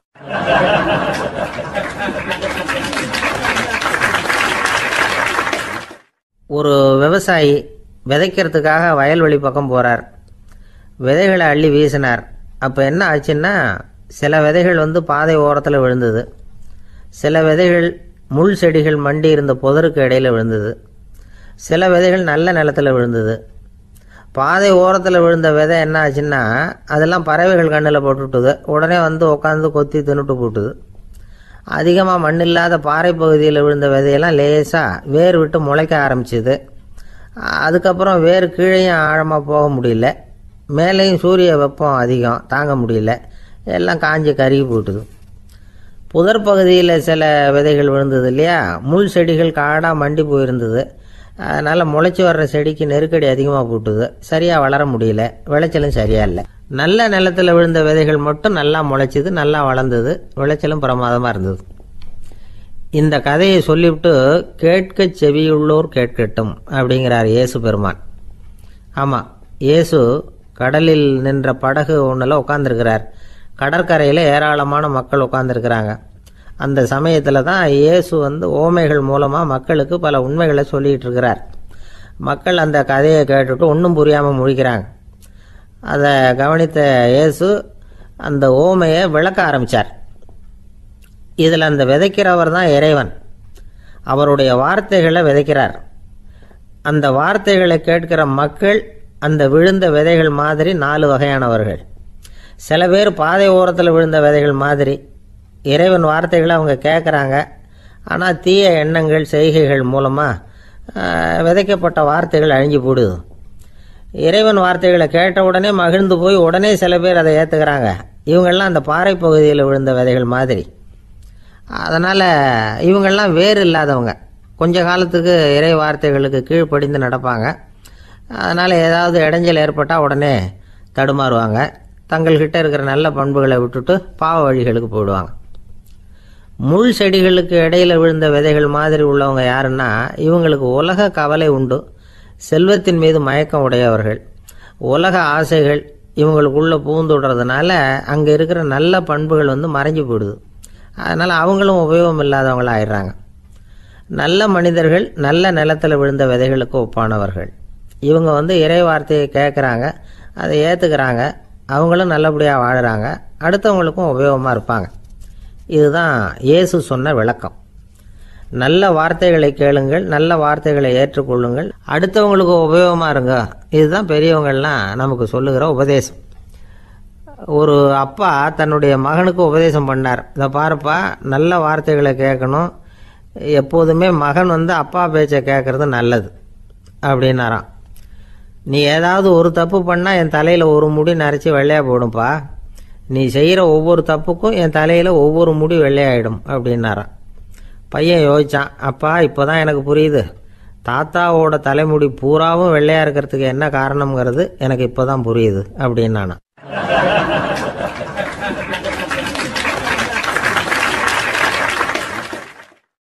ஒரு ஊரில் ஒரு ராஜா இருந்தார். அவர் ஒரு பூனை வளர்த்தார். ரொம்ப செல்லமாக அவர் அந்த பூனையை வளர்த்தார். அவர் என்ன பண்ணுவார் தெரியுமா? இரவு நேரத்தில் அந்த பூனையோட தலையில் ஒரு விளக்கை வச்சுருவார். அந்த பூனை ரொம்ப ஜாக்கிரதையாக அந்த விளக்கு கீழே விழுந்துடாமல் பார்த்துக்கும். தலையை ஆட்டாமல் ரொம்ப நிதானமாக ராஜா பின்னாடி நடந்து போய்கிட்டே இருக்கும். அந்த விளக்கு வெளிச்சத்தில் எல்லா வேலைகளையும் செஞ்சுருவார். கையில் ஒரு விளக்கை தனியாக எடுத்துகிட்டு போக வேண்டிய அவசியமே இல்லை. விளக்கை தூக்கிட்டு போகிற வேலையை அந்த பூனை பார்த்துக்கும். அதனால் ராஜாவுக்கு அந்த பூனை மேலே ரொம்ப பிரியம்.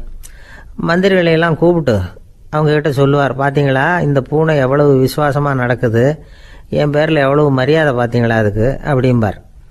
இதை கேட்டுவிட்டு அங்கேருந்து அமைச்சர்களில் ஒருத்தர் சொன்னார், மன்னா நீங்கள் சொல்கிறது சரிதான், இருந்தாலும் இந்த பூனையோட விசுவாசத்தை நாம் கொஞ்சம் சோதித்து பார்க்க வேண்டியிருக்கு அப்படின்னாராம். சரி, உங்கள் ஆசையை ஏன் கெடுக்கணும், நல்லா சோதித்து பாருங்கள் அப்படின்னு சொல்லிவிட்டார் ராஜா. உடனே அந்த அமைச்சர் என்ன பண்ணார் தெரியுமா? எங்கேயோ புறப்பட்டு போனார். ஒரு 5-6 எலிகளை பிடிச்சிட்டு வந்தார். அரண்மனையில் ராஜா ஏதோ வேலை பார்த்துக்கிட்டு இருக்கிறாரு. பக்கத்தில் அந்த பூனை ரொம்ப பணிவாக நின்றுக்கிட்டு இருக்குது. அது தலையில் விளக்கு எரிஞ்சிக்கிட்டு இருக்கு. அமைச்சர் தான் பிடிச்சிட்டு வந்த எலிகளை அந்த பூனை பார்வையில் படுறது மாதிரி எதிரில் விட்டார். அந்த எலிகள்லாம் அங்கேயும் இங்கேயும் ஓட ஆரம்பிச்சுது. அதை பார்த்தது பூனை. அவ்வளவுதான். தலையில் இருக்கிற விளக்கை பற்றியும் கவலைப்படலை, ராஜாவை பற்றியும் கவலைப்படலை. ஒரே பாய்ச்சலாக பாஞ்சு எலிகளை துரத்த ஆரம்பிச்சுட்டுது. தலையில் இருந்த விளக்கு எங்கேயோ போய் விழுந்தது, அணைஞ்சு போச்சு. இருட்டில் ராஜா தடுமாற ஆரம்பிச்சுட்டார். இந்த சமயத்தில் அந்த அமைச்சர் மறுபடியும் விளக்கை ஏற்றினார். வெளிச்சம் வந்தது. அதுக்கப்புறம் அந்த அமைச்சர் பேசினார், அரசே, பூனையோட விசுவாசத்தை பார்த்தீங்களா? எலி அது கண்ணில் படுற வரைக்கும் தான் விசுவாசமாக இருந்தது. அது மாதிரி எலியை பார்த்ததும் எல்லாத்தையும் விட்டுட்டு அதை துரத்த ஆரம்பிச்சுட்டு பார்த்தீங்களா? தான் அந்த பூனையை பற்றி நினச்சது தப்புங்கிறது அதுக்கப்புறம் தான் அந்த ராஜாவுக்கு புரிஞ்சுதான். சரி, இப்போ எதுக்கு இந்த கதையெல்லாம் அப்படிங்கிறீங்களா? இந்த பூனை மாதிரி தான் நம்ம மனசும். மனசை எவ்வளவு தான் பயிற்சி கொடுத்து பக்குவமாக வச்சுருந்தாலும் பார்க்குறதுக்கு பரமசாது மாதிரி தான் இருக்கும். பார்க்க வேண்டியதை பார்த்துட்டுதுன்னா பாஞ்சிரும். இந்த பூனை மாதிரி புலன் இன்ப பொருள்கள் கிட்டாத வரைக்கும் மனம் அடங்கி இருக்கிறது மாதிரி தான் தெரியும். கொஞ்சம் வாய்ப்பு கிடைச்சாலும் அது குதிக்க ஆரம்பிச்சிடும், தப்பு பண்ண ஆரம்பிச்சிடும். பெரிய பெரிய முனிவர்கள் வாழ்க்கையில் நடந்த வீழ்ச்சி இதை தான் நிரூபிக்குது. புலன்களின் ஆற்றல் அதிகம். அதனால் மனக்கட்டுப்பாடு பயிற்சிகளில் ரொம்ப எச்சரிக்கையாக இருக்கணுங்கிறார் சுவாமி சிவானந்தர். மது பழக்கத்தையே விட்டுவிட்டேன்னு உறுதியாக இருப்பான். கடை கண்ணில் பட்டுவிட்டதுன்னா கால் அவனை கேட்காமலே இழுத்துக்கிட்டு உள்ளே போயிடும். இதுதான் மனசுங்கிறது. அதுதான் அந்த ராஜா வளர்த்த பூனை. நம்மால் ஒருத்தன் அந்த ராஜா பூனை தலையில் விளக்க வச்சது மாதிரி இவன் தன்னுடைய தலையிலேயே ஒரு விளக்கை ஏற்றி வச்சுக்கிட்டு என்னத்தையோ தேட ஆரம்பித்தான். தேடிக்கிட்டு இருக்கிறான். தலையை ஆட்டாமல் நிதானமாக நடந்து ரொம்ப நேரமாக தேடிட்டு இருக்கிறான். அந்த சமயம் அங்கே வந்த ஒருத்தர், என்னத்தை தேடுறீங்கன்னு கேட்டார். அதுதான் மறந்து போச்சு அப்படின்னு இழுத்தான். சரி, கொஞ்சம் இப்படி உட்காருங்க, ஞாபகம் வந்ததும் தேட ஆரம்பிக்கலாம் அப்படின்னார் அவர். இவன் கொஞ்ச நேரம் உட்காந்து யோசித்தான். அப்புறம் திடீர்னு எழுந்திரிச்சான். ஞாபகம் வந்துட்டுதுன்னா. என்னன்னு கேட்டார். எங்கள் வீட்டில் இருந்த விளக்கை எங்கே வச்சேன்னு தெரியல, அதை தான் தேடிக்கிட்டு இருக்கிறேன், ஏற்றி வைக்கலாம்னு பார்க்குறேன் அப்படின்னா.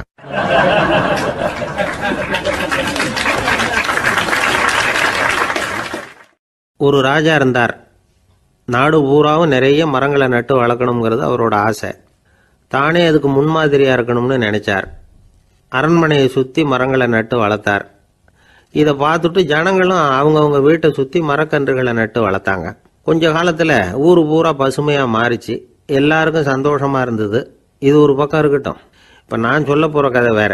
அதாவது அந்த ராஜா ஒரு நாள் தன்னுடைய அரண்மனையை சுற்றி இருக்கிற விதவிதமான மரங்களை எல்லாம் போய் பார்த்தார். எப்படி இருக்கிறீங்க அப்படின்னு ஒவ்வொரு மரத்துக்கிட்டையும் விசாரிச்சாராம். எந்த மரமும் சந்தோஷமாக இருக்கிறதா தெரியல. அதுக்கும் மனசில் ஒரு குறை. முதல்ல ஆலமரத்துக்கிட்ட போனார். அது சொல்லிச்சு, மண்ணா நான் நல்லா பெருசாக வளர்ந்துருக்கிறேன், அடர்த்தியாக இருக்கிறேன், கிளையெல்லாம் 4 பக்கமும் நல்லா படர்ந்து தான் இருக்குது, இருந்தாலும் எந்த பிரயோஜனமும் இருக்கிறதா தெரியல. எனக்கு என்னுடைய பழம்லாம் ரொம்ப சின்னதாக இருக்குது, என் கண்ணுக்கு சரியாக புறப்பட மாட்டேங்குது. நான் இருக்கிற சைஸுக்கு என்னுடைய கிளையில் இருக்கிற பழம்லாம் எவ்வளவு பெருசாக இருக்கணும், அது இத்தினூண்டு இருக்கிறது எனக்கு பெரிய அவமானமாக இருக்குது. இப்படி இங்கே நின்றுக்கிட்டு இருக்கிறதே ரொம்ப கூச்சமாக இருக்குது. ஒரு நல்ல புயல் வந்ததுன்னா பேசாமல் சாஞ்சு விடலாமான்னு பார்க்குறேன் அப்படின்னு புலம்புது ஆலமரம். சரி இருக்கட்டும்னு நினச்சிக்கிட்டு ராஜா அடுத்தபடியாக ஒரு அத்தி மரத்துக்கிட்ட போனார். அதுவும் புலம்ப ஆரம்பிச்சுட்டுது. நான் கூட பெரிய மரம் தான், இல்லை இலையெல்லாம் அழகாக தான் இருக்குது, பழம் அழகாக இருக்குது, இருந்தாலும் உள்ள விஷயம் இல்லையே, அத்தி பழத்தை புட்டு பார்த்தா அத்தனையும் சொத்த அப்படின்னு பழமொழியே உண்டாயிட்டுதே, இப்படி ஒரு கெட்ட பேரோடு நான் இருக்கணுமா அப்படின்னு புலம்புது அது. சரி இது இருக்கட்டும் அப்படின்னு சொல்லி அடுத்தபடியாக வேப்ப மரத்துக்கிட்ட போனார். அது தன்னுடைய வேதனையை வெளியிட்டது. எனக்கு எவ்வளவோ மருத்துவ குணங்கள்லாம் இருக்கிறதா சொல்லிக்கிறாங்க, இருந்தாலும் என்ன பிரயோஜனம், என்னுடைய பழத்தை மனிதர்கள் யாரும் விரும்பி சாப்பிட்றது இல்லையே அப்படின்னுது. ராஜா அடுத்தாப்புல இருந்த ஒரு பனை மரத்துக்கிட்ட போனார். நான் நல்லா உயரமாக தான் வளர்ந்துருக்கிறேன், மற்ற மரங்கள்லாம் என்னை அண்ணாந்து தான் பார்க்கணும், இருந்தாலும் என்கிட்ட நிழலுக்காக யாரும் ஒதுங்கிறது இல்லையே அப்படின்னுது. என்ன இது எல்லா மரமும் இப்படி திருப்தி இல்லாமல் இருந்துகிட்டு இருக்குதே அப்படின்னு நினச்சிக்கிட்டே ராஜா அடுத்தபடியாக அங்கே இருந்த ஒரு பைன் மரத்துக்கிட்ட போனார். அழகாக உயரமாக பசுமையாக தான் இருந்தது, ஆனால் பழமோ பூவோ கிடையாது. அதை நினச்சி அது வருத்தப்பட்டுக்கிட்டு இருக்குது. ஓக் மரம் அது ஒன்று நின்றுட்டு இருந்தது. அது என்ன சொல்லிச்சுன்னா, இலையுதிர் காலத்தில் என் மேலே இருக்கிற எல்லா இலைகளும் உதிர்ந்து போடுது, முடி கொட்டின மனிதர்கள் மாதிரி மொட்டையாக நான் நிற்க வேண்டி இருக்குது, என்ன வாழ்க்கை இது அப்படின்னு சொல்லி அழுத்துக்கிட்டது. சரி புளிய மரம் என்ன சொல்லுது பார்ப்போம்னு அதுகிட்ட போனால், என்னுடைய நிழலில் யாருமே தங்க மாட்டாங்க, உடம்புக்கு சூடுன்னு ஒதுங்கி போயிடுவாங்க, அடிமரத்தை பார்த்தீங்கன்னா பட்டையெல்லாம் உறிஞ்சி பார்க்கறதுக்கே கேவலமாக இருப்பேன் அப்படின்னுது அது. முருங்கை மரம் என்ன சொல்லிச்சு தெரியுமா, என்னுடைய இலை காயெல்லாம் சாப்பிட்றவங்களுக்கு சத்து கொடுக்கறது வாசம்தான், ஆனால் என் உடம்புல சத்தே கிடையாது, கொஞ்சம் வேகமாக காற்று அடிச்சதுன்னா முறிஞ்சி விழுந்துடுறேன், என்ன வாழ்க்கை இது அப்படின்னு சொல்லி அது வருத்தப்பட்டது. ராஜா யோசனை பண்ணார், என்ன இது மரங்கள் பூமியின் வரங்கள்னு சொல்கிறோம், மழை பெய்யறதுக்கு அதுதான் காரணம், பூமி செழிப்பாக இருக்கிறதுக்கும் அதுதான் காரணம், வீடு கட்டுறதுக்கு மரம், நாற்காலி செய்ய உபயோகப்படுத்துறதுக்கும் அதுதான் உபயோகப்படுது, மனுஷனுக்கு வேண்டிய ஆகாரங்களையும் கொடுக்குது, இப்படிலாம் இருந்தும் எல்லா மரமும் நிம்மதி இல்லாமல் இருந்துகிட்டு இருக்குதே அப்படின்னு நினைச்சார். அப்போ அங்கே இருந்த ஒரு மகிழ மரம் அவர் கண்ணில் பட்டுது. அந்த மரம் மட்டும் கொஞ்சம் நிம்மதியாக மகிழ்ச்சியாக இருக்கிறது மாதிரி தெரிஞ்சுது. உடனே ராஜா அதுகிட்ட போனார். உனக்கு மனசில் எதுவும் குறை இல்லையான்னு கேட்டார். இல்லை நான் சந்தோஷமாக தான் இருக்கேன்னு அந்த மகிழ மரம். அப்படியான்னு ஆச்சரியமாக கேட்டார் ராஜா. ஆமாம் மன்னா, இந்த இடத்துல நீங்கள் ஒரு முருங்கை மரத்தையோ வேப்ப மரத்தையோ கூட நட்டிருக்கலாம், ஆனால் இந்த இடத்துல நடுறதுக்கு என்ன தேர்ந்தெடுத்துருக்குறீங்க, அதுவே எனக்கு பெருமை, அதுவே எனக்கு திருப்தி அப்படின்னு தான் மகிழ மரம். மகிழ மரம் சாதாரணமாக தான் இருக்கும், இளம் மஞ்சள் நிறத்தில் பூக்கள், அது காய்ந்தும் மனம் வீசும். மகிழ மரம் மாதிரி மன திருப்தியோடு வாழறதுக்கு நாம் கற்றுக்கணுமா. நாம் இந்த உலகத்தில் ஒரு நாயாவோ நரியாவோ கூட பிறந்திருக்கலாம், மனுஷனாக பிறந்திருக்கிறோம், அதுவே பெருமை தானே. இந்த நிறைவு தான் மகிழ்ச்சியின் ரகசியம். ஒரு பையன் அப்பா கிட்ட போய், அப்பா நீங்கள் இந்த உலகத்தில் ஒரு மனுஷனாக பிறந்தது என்னோட அதிர்ஷ்டம் நானா. ஏண்டா அப்படி சொல்கிறேன்னு இருக்கார் அப்பா. நீங்கள் ஒரு கரடியாக பிறந்திருந்தா இந்நேரம் நானும் ஒரு கரடி குட்டியாக தானே இருந்திருப்பேன் அப்படின்னு நானா பையன்.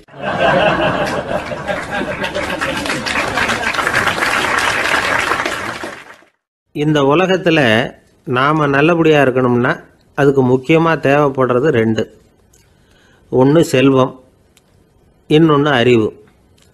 சரி, இது 2ல் சிறந்தது எது அப்படின்னு ஒரு கேள்வி கேட்டால் என்ன பதில் சொல்கிறது? இதே கேள்வியை ஹஸ்ரத் அலி அவர்கள்கிட்ட கேட்டாங்களாம். அவர் ஒரு பெரிய அறிஞர். கேள்வி கேட்டவங்களும் சாதாரண ஆட்கள் இல்லை, இவங்களும் அறிஞர்கள். ஒரு நாள் ஹஸ்ரத் அலி அவர்கள்கிட்ட 10 அறிஞர்கள் வந்தாங்களாம். ஐயா, நாங்கள் 10 பேரும் உங்ககிட்ட ஒரே கேள்வியை தான் கேட்க வந்திருக்கிறோம், ஆனால் எங்கள் 10 பேருக்கும் நீங்கள் தனித்தனியாக பதில் சொல்ல முடியுமா அப்படின்னு கேட்டிருக்காங்க. அதாவது அவங்க ஒரே கேள்விக்கு இவர்கிட்ட இருந்து 10 விதமான பதில் எதிர்பார்க்குறாங்க. சரி கேளுங்க, என்ன கேள்வி அப்படின்னார் அவர். அப்போ தான் அவங்க கேட்டாங்களாம், செல்வம் அறிவு இது ரெண்டுல சிறந்தது எது? இதுதான் கேள்வி. ஹஸ்ரத் அலி என்ன பண்ணார் தெரியுமா? அவங்கள ஒவ்வொருத்தராக கூப்பிட்டார். ஒவ்வொரு விதமான பதிலை சொல்லி அனுப்புனார். முதல்ல ஒருத்தரை கூப்பிட்டார், சொன்னார், அறிவுங்கிறது தீர்க்கதரிசிகள், ஞானிகள், மகான்கள் இவங்களோட பரம்பரை சொத்து. ஆனால் செல்வம்ங்கிறது கொடுங்கோலரின் ஆயுதம். அதனால் அறிவு தான் சிறந்தது அப்படின்னார். ரெண்டாவது ஆளை கூப்பிட்டார். உங்ககிட்ட செல்வம் இருந்தால் நீங்கள் தான் அதை காப்பாற்றணும். ஆனால் அறிவு உங்களை எப்பவும் காப்பாற்றும். ஆகவே அறிவு தான் சிறந்தது அப்படின்னார். மூணாவது ஆளை கூப்பிட்டார். செல்வந்தனுக்கு எப்போதும் விரோதிகள் அதிகம், ஆனால் அறிஞனுக்கு நண்பர்கள் அதிகம். அதனால் அறிவு தான் சிறந்ததுன்னார். அடுத்தவரை கூப்பிட்டார். செல்வம் அடுத்தவங்களுக்கு கொடுக்க கொடுக்க குறையும், ஆனால் கல்விங்கிறது அதிகரிச்சுக்கிட்டே வரும், கொடுக்கறதுனால குறையாது. அதனால் அறிவு தான் சிறந்ததுன்னார். இன்னொருத்தரை கூப்பிட்டார். அறிவுள்ளவன் எப்பவும் அதை அடுத்தவங்களுக்கு வாரி வழங்கிக்கிட்டே இருப்பான். அதனால் அவங்ககிட்ட தாராளத்தன்மை இருக்கும். ஆனால் செல்வந்தன்கிட்ட கஞ்சத்தனம் தான் இருக்கும். அதனால் அறிவு தான் சிறந்ததுன்னார். ஆறாவது நபரை கூப்பிட்டார். செல்வத்தை கள்வர்கள் திருடிட்டு போக முடியும், ஆனால் அறிவை அப்படி திருடிட்டு போக முடியாது அப்படின்னார். ஏழாவது நபரை கூப்பிட்டார். செல்வம் கால ஓட்டத்தில் அழிஞ்சிரும், ஆனால் அறிவை கால ஓட்டம் ஒன்றும் பண்ண முடியாது. ஆகவே அறிவே சிறந்ததுன்னார். எட்டாவது ஆளை கூப்பிட்டு சொன்னார், செல்வத்துக்கு எப்பவும் எல்லை உண்டு, நிறைவு உண்டு, அளவு உண்டு, கணக்கு உண்டு. ஆனால் அறிவுக்கு அப்படிப்பட்ட எல்லை எதுவும் கிடையாது. அதனால் அதுதான் சிறந்ததுன்னார். அடுத்தவனை கூப்பிட்டார். செல்வம் உள்ளத்தில் உள்ள ஒளியை போக்கிவிடும், இருட்டை உண்டாக்கிவிடும், விரிந்த மனப்பான்மையை குறுகலாக்கிவிடும். ஆனால் அறிவு அப்படி இல்லை, இருண்ட உள்ளத்தில் ஒளியை பாய்ச்சி அதை விசாலப்படுத்துது. அதுதான் சிறந்ததுன்னார். கடைசியாக 10வது நபரை கூப்பிட்டார். செல்வம் மனசில் செருக்கை உண்டாக்குது, ஆணவத்தை ஏற்படுத்துது. அதனால் நானே கடவுள்னு நினைக்கிற அளவுக்கு மனுஷனை தாழ்த்தி விடுது. ஆனால் அறிவு பணிவையும் பண்பாட்டையும் வளர்க்குது. அதனால் அறிவு தான் சிறந்ததுன்னார். ஆக இப்படி 10 பேருக்கும் 10 விதமாக பதில் சொன்னது மூலமாக ஹஸ்ரத் அலி அவர்கள் அறிவு தான் செல்வத்தை விட சிறந்தது அப்படிங்கிறதுக்கு 10 காரணங்களை சுட்டி காட்டியிருக்கார். அந்த அறிஞர் 10 பேர் கேட்ட ஒரே கேள்விக்கு 10 பதில் சொன்னார். நமக்கு வேண்டிய ஒருத்தர் 10 பேர் கேட்ட கேள்விக்கு ஒரே பதில் சொல்லி சமாளித்தார். கேள்வி என்ன தெரியுமா? என்கிட்ட வாங்கின கடனை எப்போயா திருப்பி கொடுக்க போகிற?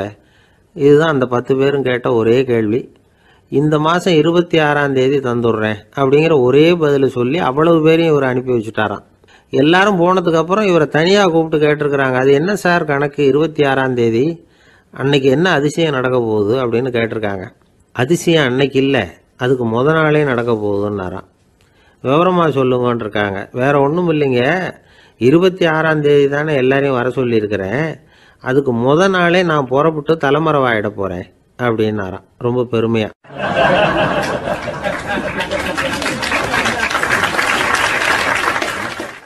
துருக்மேனியாவில் அஷ்காபாத் அப்படின்னு ஒரு நகரத்தில் ஒரு புவியியல் விஞ்ஞானி இருந்தார். அவர் ஒரு நாய்க்குட்டி வளர்த்தார். ஒரு நாள் முன்னிரவு நேரம் ஒரு மேஜைக்கு முன்னாடி உட்காந்து அந்த விஞ்ஞானி ஏதோ கணக்கு போட்டுக்கிட்டு இருக்கிறார். அவருக்கு ஒரு சின்ன பெண் குழந்தை, அது தொட்டிலில் தூங்கிட்டு இருக்குது.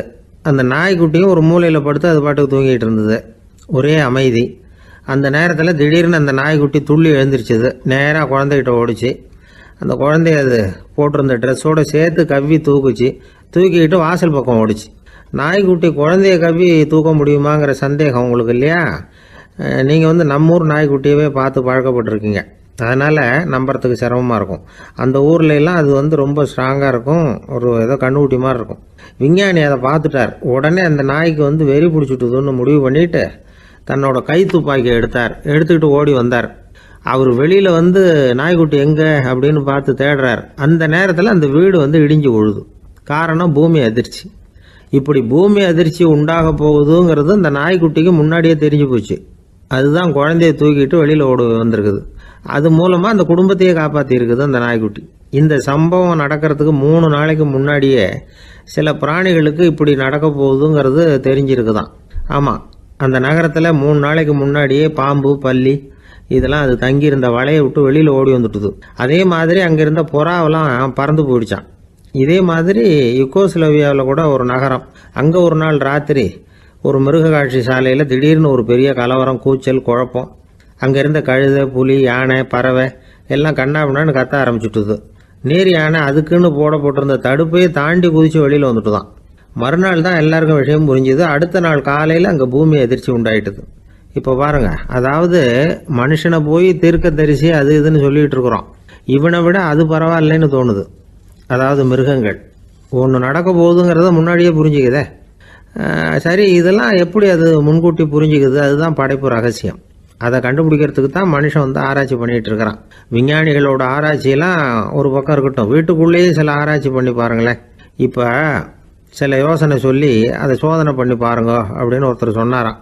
அதாவது இப்போ மழை வருமா வராதா அப்படின்னு தெரிஞ்சுக்கணுமா, உடனே ஒரு பூனைக்குட்டி பின்னாடியே மெதுவாக போய் அது என்ன செய்யுதுன்னு கவனித்து பார்க்கணும். பூனைக்குட்டி தன்னோட பாதத்தினால சுகத்தில் வந்து அப்படி கீறிக்கிட்டு இருக்கும். அப்படி கீறினா கண்டிப்பாக மழை வரும்.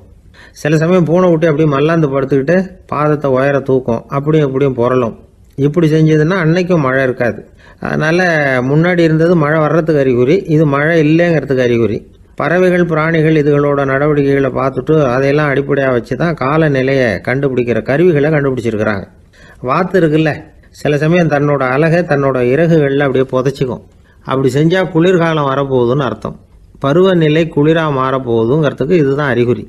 சிட்டுக்குருவி இருக்குதுல்ல, அதெல்லாம் புழுதியில் உழுந்து புரளும், சிறகுகளை வந்து படபடன்னு அடிச்சுக்கும். அப்படி செஞ்சால் மழை வரப்போகுதுன்னு அர்த்தம். ஒன்று மட்டும் நாம் நல்லா தெரிஞ்சுக்கணும், இயற்கையின் சீற்றம்னு சொல்கிறோம் இல்லையா, இயற்கை ஏன் நம்ம மேலே கோவப்படுது? இயற்கையை நாம் அனுசரித்து போகிறதில்ல, அதனால் கோவப்படுது. காடுகளை அழிக்கப்படாது, விலங்குகளை கொல்லக்கூடாது, இயற்கை ஏற்படுத்தி வச்சிருக்கிற சமநிலையை கெடுக்கக்கூடாது. அதை புரிஞ்சுக்கிட்டு வாழ்ந்தோம்னா பூமியும் நடுங்காது, நாமளும் நடுங்க வேண்டிய அவசியம் இருக்காது. ஒருத்தர் இருந்தார், சாராய கடைக்கு போனாராம், நிறைய சாப்பிட்டார். அப்புறம் சொன்னார், இது ரொம்ப அற்புதமான சரக்கு போல இருக்கு, உள்ளே போன உடனே இந்த பூமியே நடுங்கிறது மாதிரி இருக்கு எனக்கு அப்படின்னாராம். இதுக்கு கடைக்காரர் சொல்லியிருக்கார், நீங்கள் சாப்பிட்டது வெறும் பச்சை தண்ணி தாங்க, இப்போ ஏற்பட்டிருக்கிறது நிஜம் பூமி அதிர்ச்சி அப்படின்னாராம்.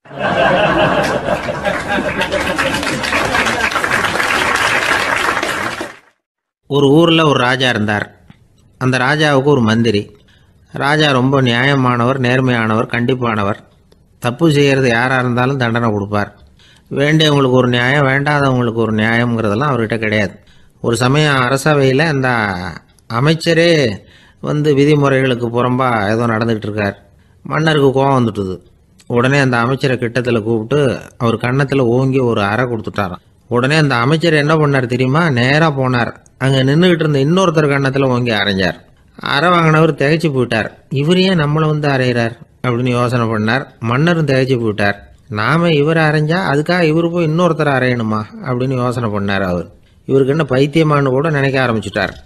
ஆனால் என்ன ஆச்சுன்னா, அப்புறம் அமைச்சர் அவர் கவனிச்சுக்கிட்டு இருந்தாரா, அவர் இன்னொருத்தரை அரைஞ்சார் இல்லையா, அந்த அறை வாங்கின ஆசாமியை பார்த்து கத்திக்கிட்டு இருந்தார். யார்? அமைச்சர். ஏன்பா என்கிட்ட அறையை வாங்கிக்கிட்டு இப்படி விவரம் இல்லாமல் நின்றுட்டு இருக்கிறிய, நான் உனக்கு கொடுத்ததை நீ வேற யாருக்கிட்டையாவது கொடுத்துரு அப்படின்னார். உடனே அந்த ஆள் பார்த்தான், தனக்கு அடுத்தபடியாக நின்றுக்கிட்டு இருந்தவனை ஓங்கி ஒரு அறை அரைஞ்சான். அவன் கன்னத்தை தடவிட்டே யோசனை பண்ணான். இது ஏதோ புரிஞ்சுக்கிட்ட மாதிரி அடுத்தாப்பில் நின்றுக்கிட்டு இருந்தவனை அரைஞ்சான். இப்படி இந்த அறை வந்து மாறி மாறி போய்கிட்டே இருக்குது. ஊரு பூரா பிரயாணம் பண்ண ஆரம்பிச்சுட்டுது. அன்னைக்கு ராத்திரி அந்த ராஜா படுக்கிறதுக்காக போனார். அந்த நேரம் பார்த்து அவர் கன்னத்தில் பலார்னு ஒரு அறை விழுந்தது. நம்மளே அரையிறது யாரு அப்படின்னு அதிர்ச்சியோட மன்னர் திரும்பி பார்க்குறாரு. அரைஞ்சது அவரோட மனைவி. என்னாச்சு உனக்குன்னு கத்துனார் ராஜா. உங்களுக்கு தெரியாதா, ஊர் பூரா ஒருத்தர் மாற்றி ஒருத்தர் மூலமாக இந்த அறை வந்து பிரயாணம் பண்ணிட்டு வருது அப்படின்னாங்க அந்த அம்மா. அப்படின்னா ஆரம்பித்த இடத்துக்கே வந்துட்டுதா அப்படின்னாராம் மன்னர். என்ன சொல்கிறீங்கன்னு கேட்டிருக்காங்க. இவர் விவரத்தை சொன்னாராம். அப்படின்னா நீங்கள் ஆரம்பித்து வச்ச இந்த விளையாட்டை நான் முடிச்சு வச்சுட்டேன் அப்படின்னாங்களாம் அந்த அம்மா. மறுநாள் காலை மறுபடியும் அரசவை கூடிச்சு. அந்த அமைச்சர் மன்னரை பார்த்து கேட்டார், என்ன மகாராஜா, என்கிட்ட கொடுத்ததை திருப்பி வாங்கிட்டீங்களா அப்படின்னாராம். இப்படி நடக்கும்னு நான் எதிர்பார்க்கவே இல்லைன்னார் மன்னர். ஆனால் நான் எதிர்பார்த்தேன்.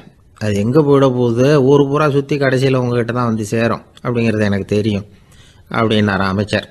இந்த கதை வந்து வேடிக்கையாக இருந்தால் கூட இதில் உள்ள கருத்து முக்கியமானது. இந்த உலகத்தில் பல கருத்துக்கள் இப்படி தான் மாறி மாறி சுற்றி வந்துக்கிட்டே இருக்குது. நம்மளும் ஒருத்தன் தன்னுடைய நண்பன் ஒருத்தனை கடத்தெருவில் பார்த்தான். உடனே ஓடி போய் பலார்னு ஒரு அறை கொடுத்தானான். அவன் கன்னத்தை தடவிட்டு ஏன்டா என்ன அரைஞ்சேன்னு கேட்டிருக்கான். நீ ஏன்டா என்ன முட்டாள்னு என் மனைவிட்ட போய் சொன்னேன் அப்படின்ட்டுருக்கான் அவன். உன்னை ஒரு முட்டாள்னு சொன்னதுக்காகவா நீ என்ன அரைஞ்ச அப்படின்னு கேட்டிருக்கான் இவன். டேய், நான் அதுக்காக அறையலப்பா, அது ஒரு பெரிய ரகசியம் நான் முட்டாளுங்கிறது. அந்த ரகசியத்தை நீ ஏன் எங்கள் வீட்டில் போய் சொன்னேன், அதுக்காக தான் அரைஞ்சேன் அப்படின்னு நானும் அவன்.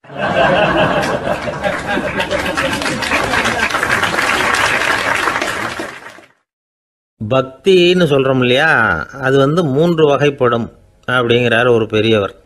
அது என்ன 3 வகைன்னா, தெய்வ பக்தி, அடியார்கள் பக்தி, குரு பக்தி.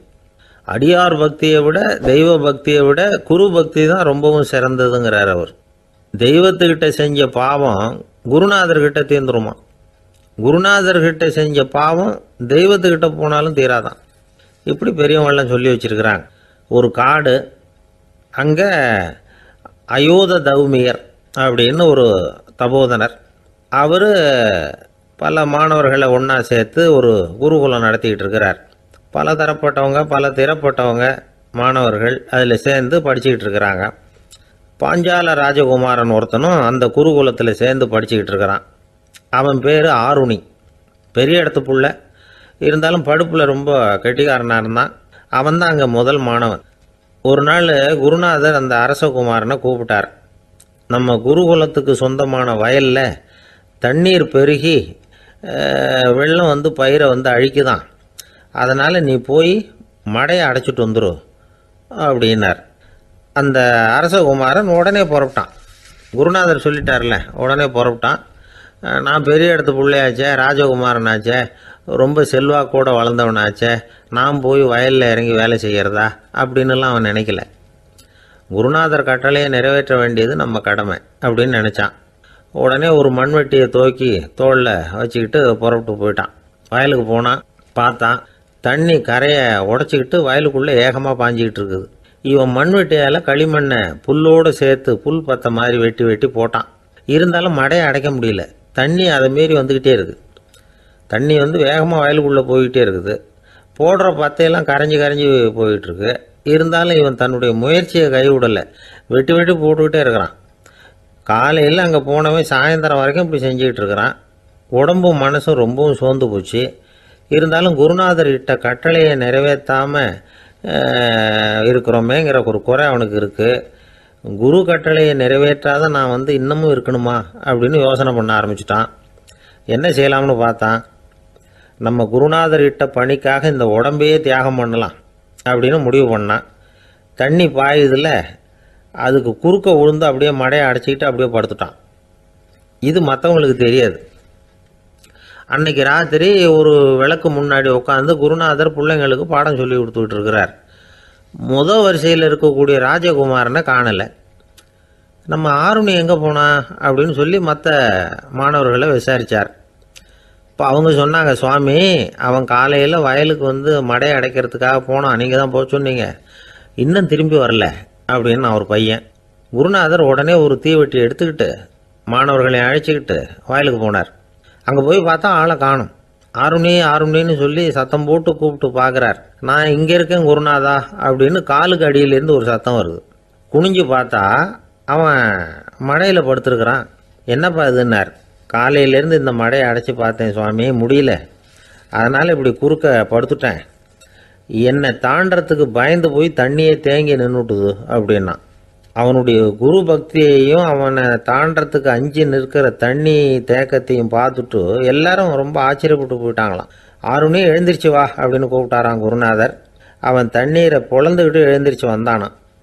அதனால் அவனுக்கு உத்தாலகன் அப்படின்னு ஒரு பேர். உத்தாலகன்னா தண்ணீரை பிளந்தவன் அர்த்தம்.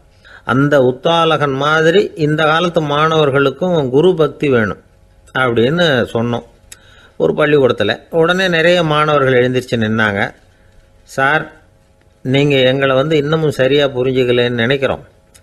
அன்னைக்காவது ஒருத்தன் அப்படி இருந்தான், இன்றைக்கி ஏகப்பட்ட உத்தாலகர்கள் இருக்கிறோம். எங்கள் வாத்தியார் கட்டளை இட்டால் இப்போவே அது மாதிரி வயலுக்கு போய் மடையில் குறுக்கப்படுத்துக்கிறதுக்கு இந்த வகுப்பில் உள்ள அத்தனை பேரும் தயாராக இருக்கிறோம் அப்படின்னாங்க. அப்படியா அப்படின்னு சொல்லி கேட்டோம் ரொம்ப சந்தோஷமாக. ஒருத்தன் ரொம்ப அடக்கமாக எழுந்திரிச்சான்.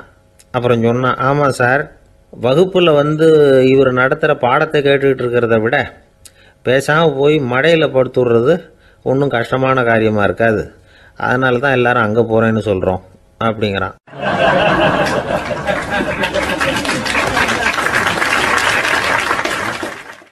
ஒரு இலக்கிய கூட்டம் ஏற்பாடு பண்ணியிருக்கிறோம், நீங்கள் அவசியம் அதில் பேசணும் அப்படின்னு கேட்டுக்கிட்டார் ஒருத்தர்.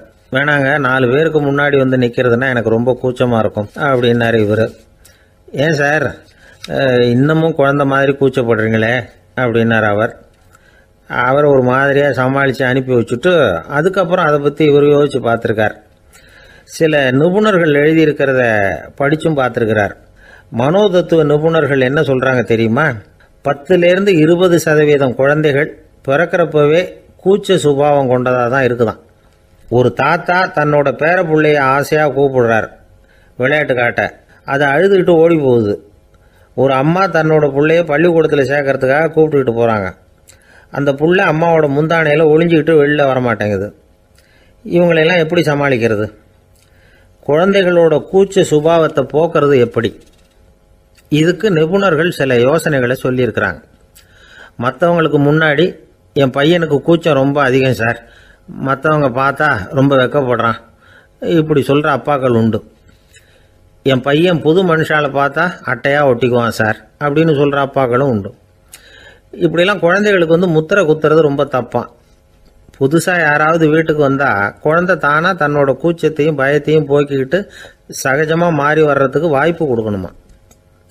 ஒரு கூட்டத்துக்கோ அல்லது சொந்தக்காரங்க கல்யாணத்துக்கோ குழந்தைய அழைச்சிட்டு போகிறீங்க, அங்கே போய் கட்டாயப்படுத்தி குழந்தைய மற்றவங்க கிட்ட பேச சொல்லக்கூடாது. சில சமயம் குழந்தை தானாக தன்னுடைய கூச்ச சுபாவத்தை விட்டு பேசுறதுக்கு முன் வந்தால் அதை பாராட்டணும். குழந்தை கலகலப்பு இல்லாமல் மௌனமாக இருந்ததுன்னா அதையும் கண்டுக்கக்கூடாது. குழந்தை பேச ஆரம்பித்தா அதை ஆர்வத்தோடு கவனிக்க தெரியணும். கலந்து உரையாடுற பழக்கத்தை வீட்லேயே ஆரம்பிக்கலாம். கேட்டதுக்கு பதில் சொல் அப்படின்னு நீங்கள் அதிகாரம் பண்ணிகிட்டு இருக்கக்கூடாது. அது குழந்தைக்கு பேசுகிற சந்தர்ப்பத்தை குறைச்சிருமா. இப்போ நாம் அதிகாரம் பண்ணால் கேலி செய்கிற பழக்கம் குழந்தைகளை ரொம்ப பாதிச்சிருமா. பெரியவங்களானதுக்கு அப்புறமும் சில பேர் கூச்சத்தோடவும் பயத்தோடவும் இருக்கிறதுக்கு இதுதான் காரணம். சின்ன வயசில் அவங்கெல்லாம் ஏதாவது கேலிக்கு ஆளாகி இருப்பாங்க. 2வது குழந்தை மூத்த குழந்தைய கேலிக்கு ஆளாகிற சந்தர்ப்பங்களை கண்டு கேலி பண்ணினா அது இளம் நெஞ்சங்களை விட்டு நீங்கிறதே இல்லையா. எப்பவும் குழந்தையோட நடை உடை பாவனைகளை பற்றி சொல்லிக்கிட்டே இருக்கக்கூடாதான். அதுவே கூச்ச சுபாவத்தை கொண்டுட்டு வந்துடுமா. அப்பா எங்கேன்னு யாராவது கேட்டால் இது மாதிரி இன்ன காரியத்துக்காக வெளியில் போயிருக்கார், இத்தனை மணிக்கு திரும்பி வருவார் அப்படின்னு சொல்கிற அளவுக்கு குழந்தைகளை பழக்கப்படுத்தி வைக்கணும். ஃபோன்லேயே யாராவது விசாரித்தா கூட இது மாதிரி பதில் சொல்லு அப்படின்னு சொல்லணும். சின்ன சின்ன மீட்டிங்கில் 4 வார்த்தை பேச தயார் பண்ணலாம். ஒரு கடையிலையோ அல்லது ஹோட்டல்லையோ ஏதாவது விவரம் கேட்கணும்னா உங்கள் குழந்தைய தைரியமாக அனுப்புங்க. குழந்தைகள் பணிவாகவும் பொறுமையாகவும் விவரம் கேட்குறப்போ கூச்ச சுபாவம் தானாக போயிடும். சின்ன வயசுலேயே இப்படிலாம் பழக்கப்படுத்தினா தான் வருங்காலத்தில் தைரியமாக இந்த சமுதாயத்தில் வாழ முடியும். இல்லைன்னா 60 வயசுலேயும் அடுப்பங்கரையை விட்டு வெளில வர்றதுக்கு கூச்சப்பட்டுக்கிட்டு தான் இருக்க வேண்டியிருக்கும். இந்த காலத்து பிள்ளைங்க எவ்வளவோ பரவாயில்ல, எதுக்கும் தயங்குறதில்ல, கூச்சப்படுறதில்ல. ஒரு அம்மா அடுப்பங்கரையிலேருந்து சத்தம் போட்டாங்க, டேய் ராமு, தயவு பண்ணி அந்த டிவியை நிறுத்துறா, அந்த பெண்ணோட குரல் மகா மோசம், அடுப்பங்கரையில் இருக்கிற என்னாலேயே அதை சகிச்சிக்க முடியல அப்படின்னாங்களாம். உடனே பையன் கொஞ்சம் கூட தயங்காமல் பதில் சொல்கிறான், அம்மா இந்த குரல் டிவியிலேருந்து வரல, எழுத்த விட்டு மாமி தான் இங்கே வந்திருக்கிறாங்க, அவங்க தான் இப்போ என்னோட பேசிக்கிட்டு இருக்கிறாங்க அப்படின்னு நான்.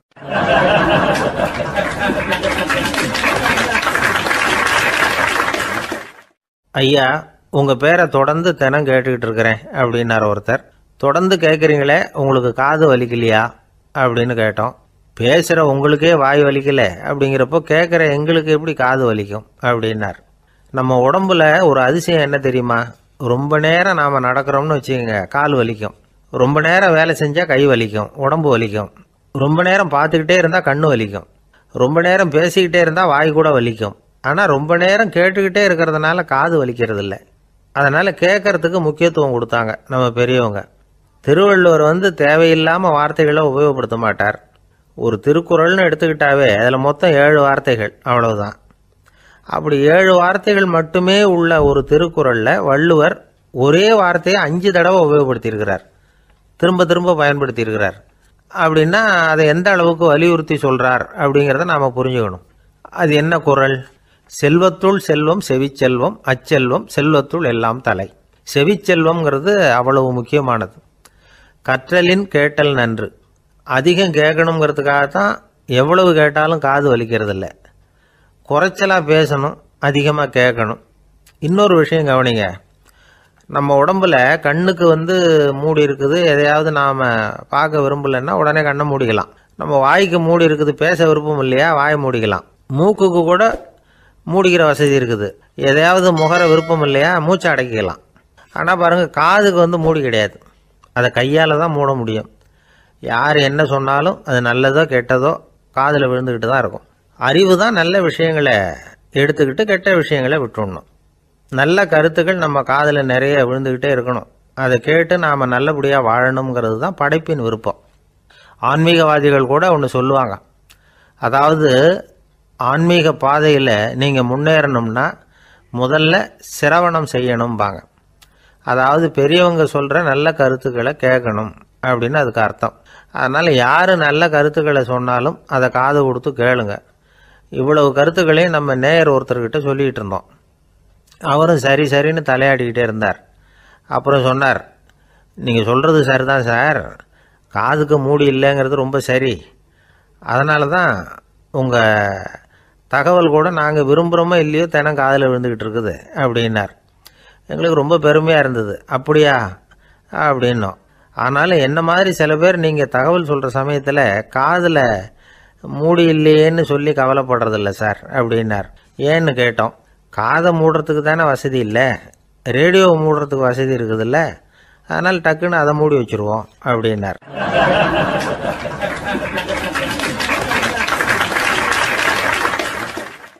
வங்க நாவலாசிரியர் சரத் சந்திரர் ஒரு நண்பர் அவர்கிட்ட வந்தார்.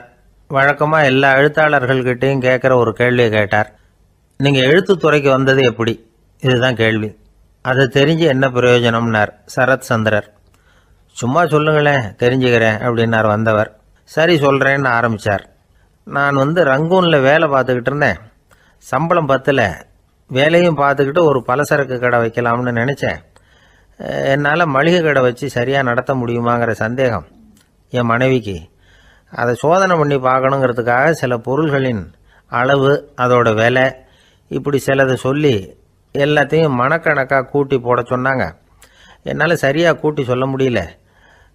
உங்களால் மளிகை கடை நடத்த முடியாதுன்னு சொல்லிவிட்டாங்க. உடனே என்ன பண்ணுறது, வேறு வழி இல்லை, கதை எழுத ஆரம்பிச்சிட்டேன் அப்படின்னார். கேட்டவருக்கு சிரிப்பு வந்துட்டு தான். சரத் சந்திரர் ஒரு பக்கம் சீரியஸான நாவல்கள், சிறுகதைகள் எழுதியிருந்தாலும் அவருடைய இன்னொரு பக்கம் வேற விதம். நண்பர்கள்கிட்ட பேசும்பொழுதும் சரி, அவர்களுக்கு கடிதங்கள் எழுதும்போதும் சரி, கேலியும் கிண்டலும் நகைச்சுவை உணர்வும் அதிகமாக இருக்கும். காந்திஜி ஒரு சமயம் கல்கத்தாவுக்கு வந்திருந்தார். தேசபக்தர்கள் பல பேர் அவர்கிட்ட பேசிக்கிட்டு இருந்தாங்க. அப்போது சரத் சந்திரரும் அங்கே இருந்தார். கிரண் சங்கர் ராய் அப்படிங்கிறவரும் அங்கே இருந்தார். அவர் சொன்னாராம், காந்திஜியோட பழகிய முதல் வங்காளி நான் தான். போயர் யுத்த காலத்தில் இவர் லண்டனுக்கு வந்திருந்தப்போ என்கிட்ட தான் வங்காள மொழி கற்றுக்கிட்டார் அப்படின்னாராம். உடனே சரத் சந்திரர் காந்திஜியை பார்த்து, இவர் உங்களுக்கு வங்காள மொழி கற்றுக் கொடுத்தது உண்மைதானா அப்படின்னாராம். ஆமான்னாராம் காந்தி. அதனால தான் உங்களால் வங்காள மொழி கற்றுக்க முடியல அப்படின்னாராம். எல்லாரும் சிரிச்சாங்களாம். சரத் சந்திரர் சாம்தாபேர் அப்படிங்கிற கிராமத்தில் தங்கியிருந்தார் ஒரு இலக்கிய நிகழ்ச்சியில் கலந்துக்கிறதுக்காக. அதுக்காக ஒரு கல்கத்தாவுக்கு போக வேண்டிய சூழ்நிலை. அதுக்காக புறப்பட்டார். அந்த சமயத்தில் பின்னாடி இருந்து யாரோ அவரை கூப்பிட்டாங்க. இப்படி கூப்பிட்டவரை பார்த்து இன்னொருத்தர் யாரோ அதட்டி இருக்கிறாங்க. போகிறவரை ஏன் இப்படி கூப்பிடுறீங்க அப்படின்னு. ஏன் கூப்பிட்டா என்னன்னு கேட்டிருக்கார் சரத் சந்திரர். புறப்படுறவங்கள பின்னாடி இருந்து கூப்பிடுறது அபசகுனம், போகிற இடத்துல ஏதாவது ஆபத்து வரலாம் அப்படின்னு அதுக்கு விளக்கம் கொடுத்துருக்கிறார் அவர். உடனே சரத் சந்திரர் சொன்னாராம், இதோ இவங்க என்னை இலக்கிய கூட்டத்துக்கு அழைச்சிட்டு போகிறாங்களே, இதை விட வேற என்ன ஆபத்து வந்துட போகுது அப்படின்னாராம். இப்படி சரத் சந்திரருக்கு இயல்பாகவே நகைச்சுவை உணர்வு உண்டு. அவருடைய நண்பர் ஒருத்தர் வீட்டுக்கு கூப்பிட்டுருந்தார். அங்கே ஒரு கச்சேரிக்கு ஏற்பாடு பண்ணியிருந்தாங்க. சரத் சந்திரருக்கு இயல்பாகவே கச்சேரியில் நீண்ட ஆலோசனையெல்லாம் கேட்கறதுக்கு பொறுமை இருக்காது. அதனால் மெதுவாக பாட போகிறவர் எப்படி அப்படின்னு கேட்டிருக்கார். அவருக்கு ரொம்ப நல்லா பாட தெரியும் அப்படின்னு சொல்லியிருக்கிறாங்க. அதுக்கு சரத்சந்திரர், பாட தெரியுங்கிறது சரி, பாட்டை நிறுத்த தெரியுமா அதை சொல்லுங்க முதல்ல அப்படின்னாராம்.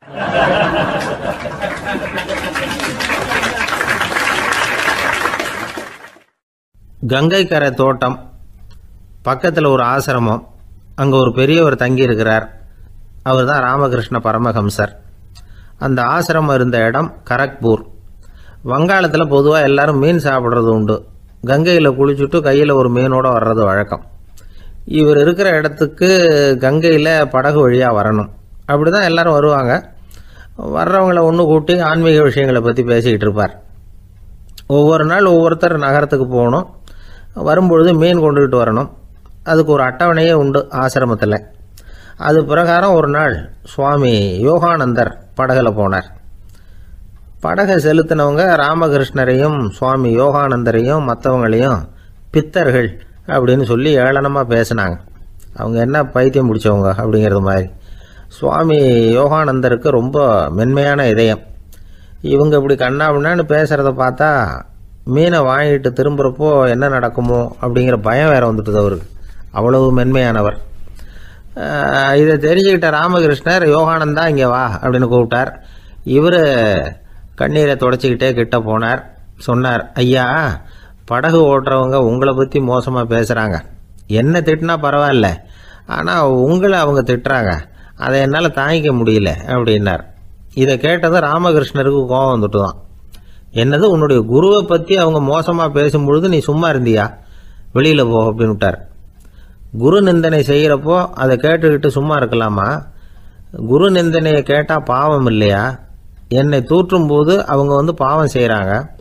அதை கேட்டுக்கிட்டு நீ சும்மா இருந்தால் நீயும் பாவம் செய்கிற அப்படின்னாராம். அடுத்த நாள் சுவாமி நிரஞ்சனானந்தர் போக வேண்டிய நாள். இவர் படகுல போகும்பொழுதும் அதே மாதிரி நடந்துதான். அவங்க மோசமாக பேச ஆரம்பித்தாங்க, திட்ட ஆரம்பித்தாங்க. அப்படி கேலி பண்ண ஒருத்தனை இவர் என்ன பண்ணார், பலார்னு கன்னத்தில் அரைஞ்சிட்டார். இன்னொருத்தனை கங்கையில் தூக்கி எறியறதுக்கும் தயாராகிட்டார். அதுக்கப்புறம் அவங்க யாரும் வாயை திறக்கலை. மீன் வாங்கிட்டு வர்றப்பவும் படகுல ஒரே அமைதி. அவ்வளவு பயம் அவங்களுக்கு.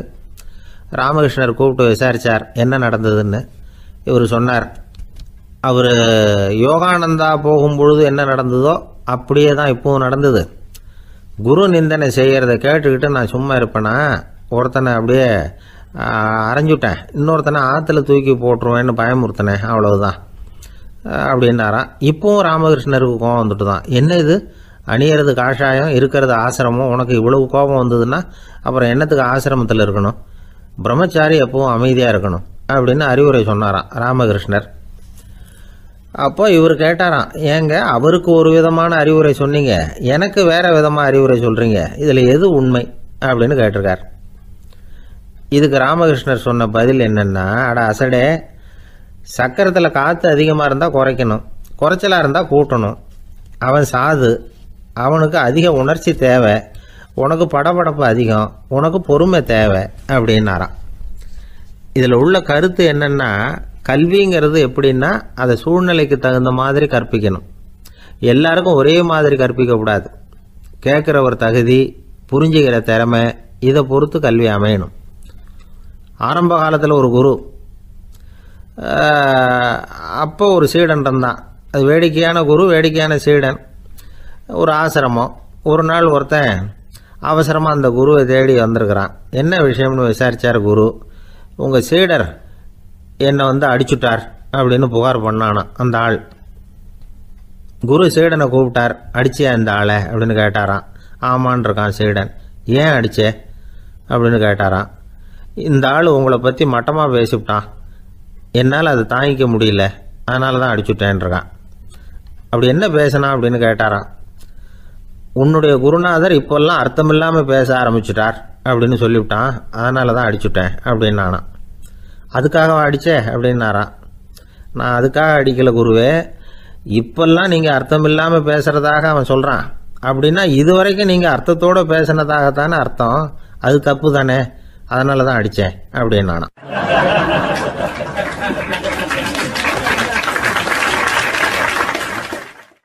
ஒரு பெரியவர் உட்கார்ந்துருக்கிறார். அவரை சுற்றி அவருடைய தோழர்கள் உட்கார்ந்துருக்கிறாங்க. ஏதோ ஒரு முக்கியமான செய்தியை அவர் அவங்களுக்கு சொல்லிகிட்டு இருக்கிறார்.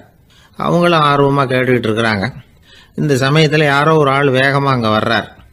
வர்ற வேகத்திலேயே எனக்கு ஏதாவது உதவி செய்யுங்க அப்படின்னு கேட்டுக்கிட்டே வர்றார். கேட்கறது உதவி, ஆனால் குரல் மிரட்டுறது மாதிரி இருக்குது, அதட்டி கேட்கறது மாதிரி இருக்குது. இதை கேட்டதும் அந்த பெரியவர் ஆத்திரப்படலை, ஆனால் அவரை சுற்றி இருந்தவங்க ஆத்திரப்பட்டாங்க. இதை பெரியவர் கவனித்தார். கொஞ்சம் அமைதியாக இருங்கன்னார். வந்தவரை கூப்பிட்டார். அவருக்கு சில பொருள்களை கொடுத்தார். என்னங்க இப்போ உங்களுக்கு மகிழ்ச்சி தானே அப்படின்னார். ஆ அப்படின்னு அலட்சியமாக அவர் சொல்கிறார். நான் உங்களை நல்ல முறையில் நடத்தினேன்னா அப்படின்னு கேட்குறாரு அவர் மறுபடியும். அதெல்லாம் ஒன்றும் இல்லை அப்படின்னு சொல்லி அவர் சொல்லிகிட்டு இருக்கிறாரு. குரலில் கடுமை குறையில. சுற்றி இருந்தவங்களால இதை பொறுத்துக்க முடியல. கோபத்தோடு அவரை நோக்கி நெருங்க ஆரம்பித்தாங்க. பெரியவர் அவங்களையெல்லாம் தடுத்து நிறுத்தினார். வந்தவரை வாங்க என்னோட அப்படின்னு சொல்லி அழைச்சிட்டு போனார். வீட்டுக்கு போனார். அங்கே போனதும் இன்னும் சில பொருள்களை எடுத்து அவர்கிட்ட கொடுத்தார். இப்போ திருப்தி தானே, நான் உங்ககிட்ட நல்ல முறையில் நடந்துக்கிட்டேனா அப்படின்னார்.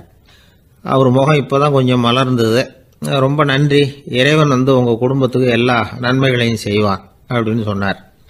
இதே வார்த்தைகளை என்னுடைய தோழர்கள்கிட்டே சொல்லிட்டீங்கன்னா அவங்க கோபம் தணிஞ்சிரும், வர முடியுமான்னார். கண்டிப்பாக வர்றேன் அப்படின்னாரு. மறுநாள் காலையில் அந்த இடத்துக்கு வந்தார். அதே மாதிரி சொல்லிவிட்டு அவர் போயிட்டார். தோழர்கள்லாம் ரொம்ப வியப்போடு பெரியவரை பார்த்தாங்க. அந்த பெரியவர் தான் நபிகள் நாயகம். அவர் சொன்னார், ஒருத்தன் ரொம்ப ஆசையாக ஒரு ஒட்டகத்தை வளர்த்துக்கிட்டு வந்தான். ஒரு நாள் அந்த ஒட்டகம் கயத்தை அறுத்துக்கிட்டு ஓடி போயிட்டுது. அக்கம் பக்கத்தில் இருக்கிறவங்கெல்லாம் அந்த ஒட்டகத்தை பிடிக்கிறதுக்கு முயற்சி பண்ணாங்க. அதை துரத்திக்கிட்டு ஓடினாங்க. ஒட்டகம் தாறுமாறாக ஓட ஆரம்பிச்சுது. இந்த சமயத்தில் ஒட்டகத்தை வளர்த்தவன் அங்கே ஓடி வந்தான். நீங்கள் அதை ஒன்றும் செய்ய வேணாம், விட்டுருங்க, அதோட சுபாவம் எனக்கு நல்லா தெரியும், அதை சுலபமாக என்னோட வழிக்கு கொண்டுகிட்டு வந்துட முடியும், நான் பார்த்துக்கிறேன், விட்டுருங்கோ அப்படின்னா. எல்லாரும் விலைக்கு போயிட்டாங்க. இவன் என்ன செஞ்சான் தெரியுமா? கொஞ்சம் புல்லை கையில் எடுத்துக்கிட்டு அந்த ஒட்டகத்தை நெருங்கினான். அவ்வளவுதான். அது ஓடி இவன் காலடியில் உட்காந்துக்கிட்டது. செல்லமாக அதை அப்படியே தடவி கொடுத்தான். முதுகில் ஏறி உட்காந்துக்கிட்டான். அது பாட்டுக்கு சாதுவாக நடந்து போகுது. இந்த கதையை நபிகள் நாயகம் தம்முடைய தோழர்களுக்கு சொல்கிறார். ஒட்டகத்தை மட்டும் இல்லை, சில மனிதர்களையும் கூட சில விதத்தில் அணுகிதான் அவர்களை சீர்திருத்த வேண்டியிருக்குது அப்படிங்கிறத அவங்களுக்கு உணர்த்தினார். இது ஒரு அழகான உளவியல் அணுகுமுறை. சில குடும்ப தலைவர்கள் கூட இந்த ஒட்டகம் மாதிரி நடந்துக்கிறது உண்டு, அப்புறம் அடங்கி போகிறதும் உண்டு. ஒரு குடும்ப தலைவர் காலையில் எழுந்திரிச்சதுலேருந்து சத்தம் போட்டு கத்திக்கிட்டு இருப்பார். பக்கத்தில் இருந்தவங்கெல்லாம் ஓடி போய் சமாதானம் பண்ணி பார்த்தாங்க. அவர் ஓயறது மாதிரி தெரியல. கடைசியில் அவர் மனைவி வந்தாங்க. நீங்கள் எல்லாம் விலகி போயிடுங்க, அவர் சுபாவம் எனக்கு தெரியும், நான் பார்த்துக்கிறேன் அப்படின்னாங்க. சரின்னு எல்லாரும் போயிட்டாங்க. சாயந்தரமாக பார்க்குறாங்க, அவர் சத்தம் இல்லாமல் ஒரு மூலையில் உட்காந்துருக்கிறார். ரொம்ப சாதுவா. ஆச்சரியமாக இருந்தது. என்னம்மா பண்ணீங்கன்னு கேட்டாங்க. அது ஒன்றும் இல்லைங்க, ஒரு வேளை சாப்பாட்டை நிறுத்தினேன், பட்னி போட்டேன், அவ்வளவுதான் அப்படின்னாங்க அந்த அம்மா.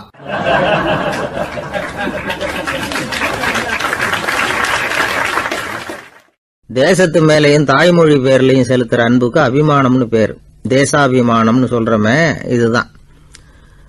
ஒரு கணவன் மனைவி பேர்ல காட்டுற அன்புக்கு காதல்னு பேரு. கடவுள் பேர்ல செலுத்துற அன்புக்கு பக்தின்னு பேரு.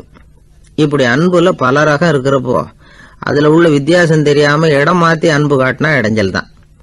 சரி, இந்த அன்பை பத்தி விஞ்ஞானம் என்ன சொல்லுது தெரியுமா? இதயத்தை பாதுகாக்கிறதுக்கு முக்கியமா தேவைப்படுற ஒண்ணு இந்த அன்புதான்னு சொல்லுது. நெதர்லாந்து விஞ்ஞானிகள் இதை ஆராய்ச்சி பண்ணியே கண்டுபிடிச்சிருக்கிறாங்க. கொஞ்சம் முயல் குட்டிகளை 2 பிரிவா பிரிச்சாங்க. 2 குரூப்புக்கும் கொழுப்பு அதிகமா உள்ள ஆகாரத்தையே கொடுத்துக்கிட்டு வந்தாங்க. ஆனா ஒரு குரூப்புக்கு வெறுமன ஆகாரத்தை கொடுத்ததோட சரி, இன்னொரு குரூப் முயல்களுக்கு ஆகாரம் கொடுத்ததோட நிறுத்திக்கல. அதுக்கு முன்னாடி கூண்டுகளை திறந்து விட்டு முயல்களை கொஞ்ச நேரம் எடுத்து கொஞ்சி விட்டு அதுக்கப்புறமா ஆகாரம் கொடுத்தாராம் ஆராய்ச்சியாளர். இந்த குரூப்புக்கு இதய பாதிப்பு 60% குறைச்சலா இருந்துதான். சில நோயாளிகளுக்கு ஹார்ட் அட்டாக் வந்தாலும் அதை தாங்கிக்கிட்டு குணமாகிற சக்தி அதிகமா இருக்குது. இது எப்படின்னு ஆராய்ச்சி பண்ணி பார்த்துருக்கிறாங்க. அவங்கெல்லாம் மனைவி தன் பேர்ல ரொம்ப அன்பா இருக்கிறதாக நினைக்கிறவங்களா இருக்கிறாங்களாம். இதய நோயாளிகள் பல பேரை சந்திச்சு இதய நோய் ஏற்பட என்ன காரணம்னு கேட்டிருக்கிறாங்க. அவங்க சொன்ன காரணம்லாம் சாப்பாடு சம்பந்தமா இல்லையா, மனைவி அன்பா இல்ல, இப்படிப்பட்ட காரணத்தை தான் சொல்றாங்களாம். அதனால இதயத்தை பாதுகாக்கணும்னு நினைக்கிறவங்க அடுத்தவங்க அன்பா இருக்கிறது மாதிரி பாத்துக்குங்க, அதுதான் முக்கியம். ஒருத்தர் முகம் பூரா பிளாஸ்டரி போட்டுட்டு வந்தார், ரொம்ப கோபமா. என்னங்க ஆச்சுன்னு விசாரிச்சேன். எல்லாம் உங்களால தான் சார்னார். விவரமா சொல்லுங்களேன். என்ன உங்க தகவலை கேட்டுட்டு ஒரு பூனைக்குட்டியை கையில எடுத்தேன், அன்பா அதை தடவி கொடுக்கறதுக்காக. ஆனா அது முந்திக்கிட்டது, அது என் முகத்தை தடவி கொடுத்துட்டுது. முகம் பூரா நகை கீறல், அதுதான் இப்படி அப்படின்னார்.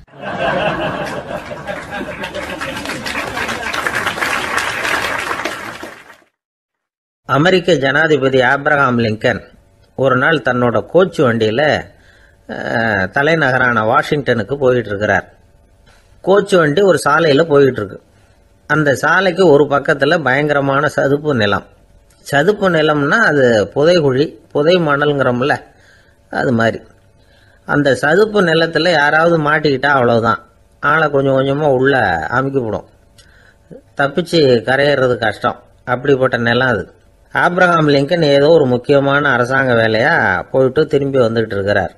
அதனால அந்த சமயத்துல அவர் விலை வசந்த ஆடைகளை அணிஞ்சிருக்கிறார். அப்படி அவர் அந்த கோச்சு வண்டியில வந்துகிட்டு இருக்கிறாரு. அந்த சமயத்துல ஒரு காட்சி அவர் கண்ணுல போட்டுட்டுது. என்ன தெரியுமா? ரோட்டுக்கு பக்கத்துல இருந்த சதுப்பு நிலத்துல ஒரு இளம் பன்றி குட்டி சிக்கிக்கிட்டு தவிச்சுக்கிட்டு இருக்குது. பரிதாபமா கத்திக்கிட்டு இருக்குது. அதை பார்த்தார் லிங்கன். அவருக்கு என்ன மாதிரி ஆயிட்டுது. உடனே வண்டியை நிறுத்த சொன்னார். கீழே இறங்கினார். தன்னோட விலை வசந்த ஆடைகளை பத்தி லட்சியம் பண்ணவே இல்லை. தனக்கே ஆபத்து வரலாம்ங்கிறத பத்தியும் கவலைப்படல. தான் ஒரு குடியரசுத் தலைவருங்கிறத பத்தியும் அவர் நினைச்சு பார்க்கல. நேரம் அந்த சதுப்பு நிலம் பக்கமா போனாரு. அந்த சேத்துல இறங்கி பன்றிக்குட்டியை காப்பாத்தி கரைக்கு கொண்டுட்டு வந்து சேர்த்துட்டார். அதுக்கப்புறம் நிம்மதியா கோச்சு வண்டியில ஏறி வெள்ள மாளிகைக்கு வந்து சேர்ந்தார். ட்ரெஸ், உடம்பு பூரா சேரு சகதி. பாக்குறவங்களுக்கெல்லாம் ஆச்சரியமா போச்சு. அவங்களுக்கு ஒன்றும் புரியல. இவர் நேரா ட்ரெஸ்ஸு மாத்திக்கிறதுக்காக போனாரு. கோச்சு வண்டி ஓட்டிட்டு வந்தவன் கிட்ட போய் எல்லாரும் கேட்டாங்க என்ன ஆச்சு அப்படின்னு. அவர் வர்ற வழியில நடந்த விவரத்தை சொன்னார்.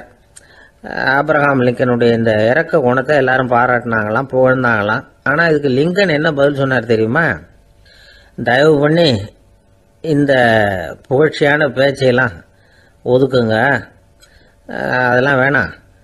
அந்த சின்ன பிராணி சகதியில மாட்டிக்கிட்டு துடிச்சுக்கிட்டு இருந்தது, அதை பார்த்தேன். உடனே என்னுடைய இதயத்துல ஒரு முள்ளு தச்சது மாதிரி ஒரு உணர்வு. அந்த முள்ளை பிடுங்கி எறிஞ்சேன், அவ்வளவுதான். உண்மையில அந்த பிராணிக்கு நான் உதவினேங்கிறத விட எனக்கு ஏற்பட்ட இன்னலை போக்கிட்டேன் அப்படிங்கிறது தான் உண்மை. அதுதான் பொருத்தம். அப்படி இருக்கிறப்போ இதுல புகழறதுக்கு என்ன இருக்குது அப்படின்னாரு ஆப்ரஹாம் லிங்கன். எவ்வளவு யதார்த்தமான வார்த்தைகள் பாருங்க. இந்த காலத்துல நம்மளையும் பல பேர் அப்படி உண்டு. நீச்சல் தெரியாத ஒரு ஆளு தண்ணியில இறங்கிட்டான். தண்ணி ஆழம்ங்கிறது அப்புறமா தான் தெரிஞ்சுது. தத்தளிக்க ஆரம்பிச்சுட்டான். வாழ் வாழ்னு கத்துறான். கரையில நின்றுட்டு இருந்த ஒருத்தர் இதை பார்த்தார். உடனே அவருக்கு இதயத்துல முள்ளு தச்சது மாதிரி ஒரு உணர்வு. உடனே குபீர்னு தண்ணியில பாஞ்சார். அவரை காப்பாத்தி கரைக்கு கொண்டுட்டு வந்து சேர்த்தார். இதை பார்த்துக்கிட்டு இருந்த இன்னொருத்தர் காப்பாத்தின அந்த ஆளை பாராட்டி புகழ்ந்தார். என்ன புகழாதீங்க சார் அப்படின்னார் அவர். ஏன்னு கேட்டார் இவர். நான் அந்த ஆளை ஏன் காப்பாத்தினேன் தெரியுமா? அவன் நேத்திக்கு என்கிட்ட 300 ரூபா கடன் வாங்கியிருக்கிறான். இவன் தண்ணியில போட்டான்னா நான் கொடுத்த கடனும் தண்ணியில போடும். அதனாலதான் விழுந்து காப்பாத்தினேன் அப்படின்னா அந்த ஆள்.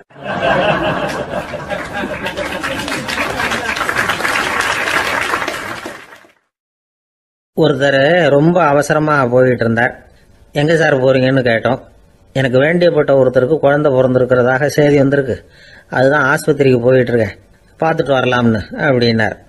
அப்படின்னா கொஞ்சம் இப்படி உட்காருங்க அப்படின்னோம். சில விவரம்லாம் சொல்றேன், கேட்டுட்டு போங்க அப்படின்னோம். உட்கார்ந்தார். அப்புறம் சொல்ல ஆரம்பிச்சோம். புதுசா பிறந்திருக்கிற ஒரு குழந்தைய பார்க்க போறதுன்னா அது சாதாரண விஷயம் இல்லை. அதுல ரொம்பவும் கவனமா நடந்துக்கணும். புது குழந்தைக்கு நோய் சுலபமா தொற்றும்.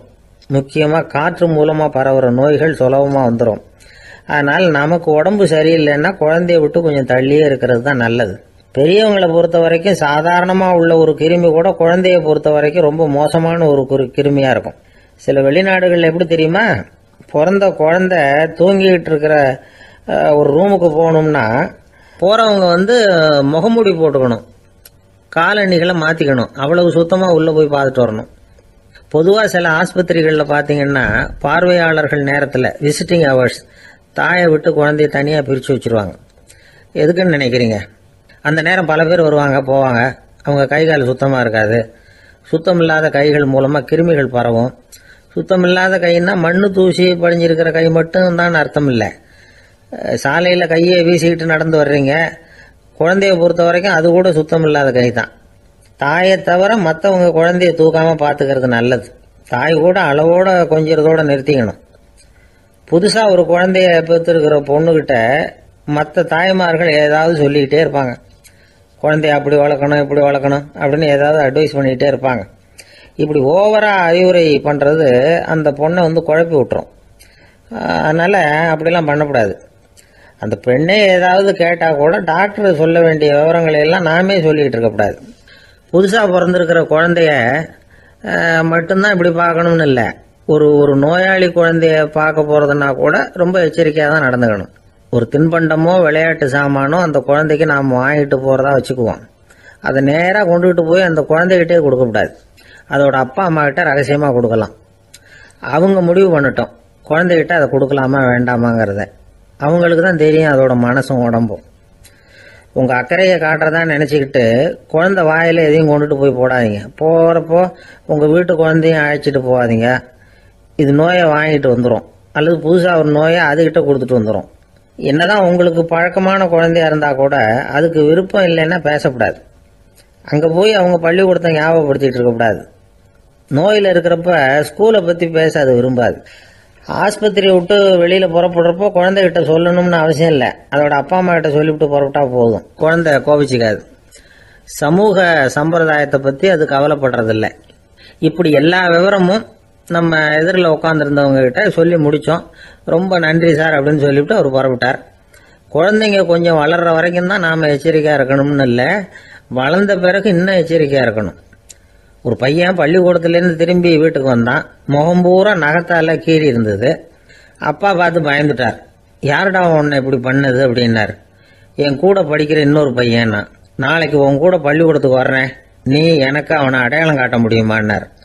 அது ரொம்ப சுலபம் நான் பையன். எப்படின்னார் அப்பா. அவன் காதில் ஒன்று கையோடு எடுத்துகிட்டு வந்திருக்கிறேன், இதோ என் பையில தான் வச்சுருக்கேன் அப்படிங்கிறான் அந்த பையன்.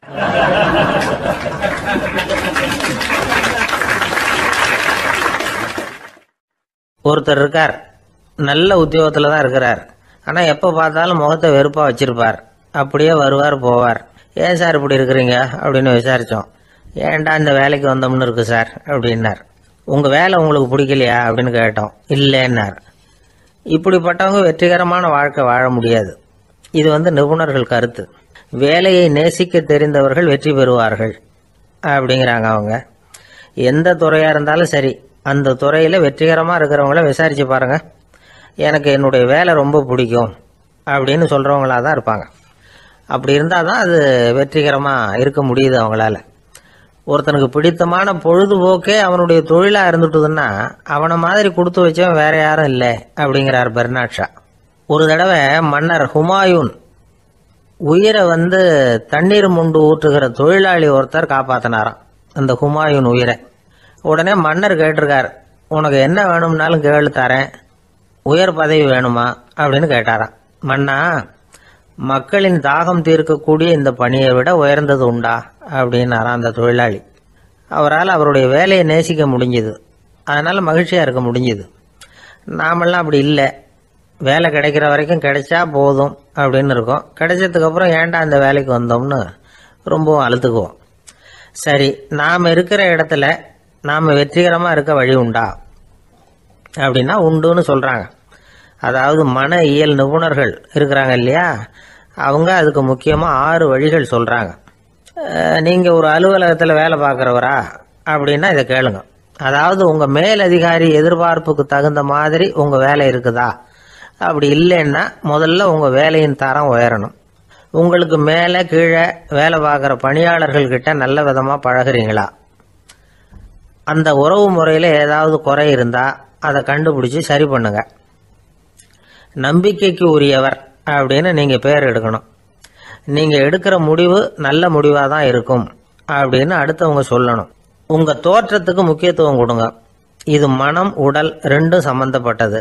அதனால மனசையும் ஆரோக்கியமா வச்சிருக்கணும், உடம்பையும் ஆரோக்கியமா வச்சிருக்கணும். உங்களுடைய நிர்வாகம் செயல்படுற விதத்தை நல்லா புரிஞ்சு வச்சுக்கணும். உங்களுடைய நிர்வாகம் இப்போ ஒரு காரியம் செய்யுதுன்னு வச்சுங்க, ஏன் அப்படி செய்யுது, எதுக்காக அப்படி செய்யுது, அதனுடைய குறிக்கோள் என்ன, அது நீடிக்கிறதுக்கு காரணம் என்ன, இதெல்லாம் தெரிஞ்சுக்கணும். சிரிப்புக்கு வஞ்சகம் பண்ணக்கூடாது, நல்லா சிரிக்கணும், அப்போதான் அது திரும்ப கிடைக்கும். கடந்த கால தோல்வியை பற்றி கவலைப்படக்கூடாது. முதலாளி விருப்பம் தெரிஞ்சு நடந்துக்கிறது நல்லது தான். அதுக்காக காக்கா பிடிக்கணுங்கிற அவசியம் இல்லை. உங்களுக்கு ஒரு பொறுப்பான வேலை கிடைக்குது, உடனே சத்தம் குழப்பம் அப்படின்னு சூழ்நிலையை இறுக்கமாக ஆக்கிடக்கூடாது. எந்த சூழலையும் இயல்பாக கையாளக்கூடியவர் அப்படிங்கிறத காட்டணும். இதெல்லாம் உங்கள் துறையில் நீங்கள் வெற்றி பெற நிபுணர்கள் சொல்கிற யோசனைகள். இவ்வளவு விவரமும் சொல்லிவிட்டு ஒருத்தரை பார்த்து கேட்டோம், இப்போ சொல்லுங்க, நீங்கள் செய்கிற வேலை உங்களுக்கு பிடிச்சிருக்குதா அப்படின்னோம். ரொம்ப ரொம்ப பிடிச்சிருக்குது அப்படின்னார். சரி, என்ன செஞ்சிட்டு இருக்கிறீங்க அப்படின்னு கேட்டோம். சும்மா தான் இருக்கிறேன் அப்படின்னார் அவர்.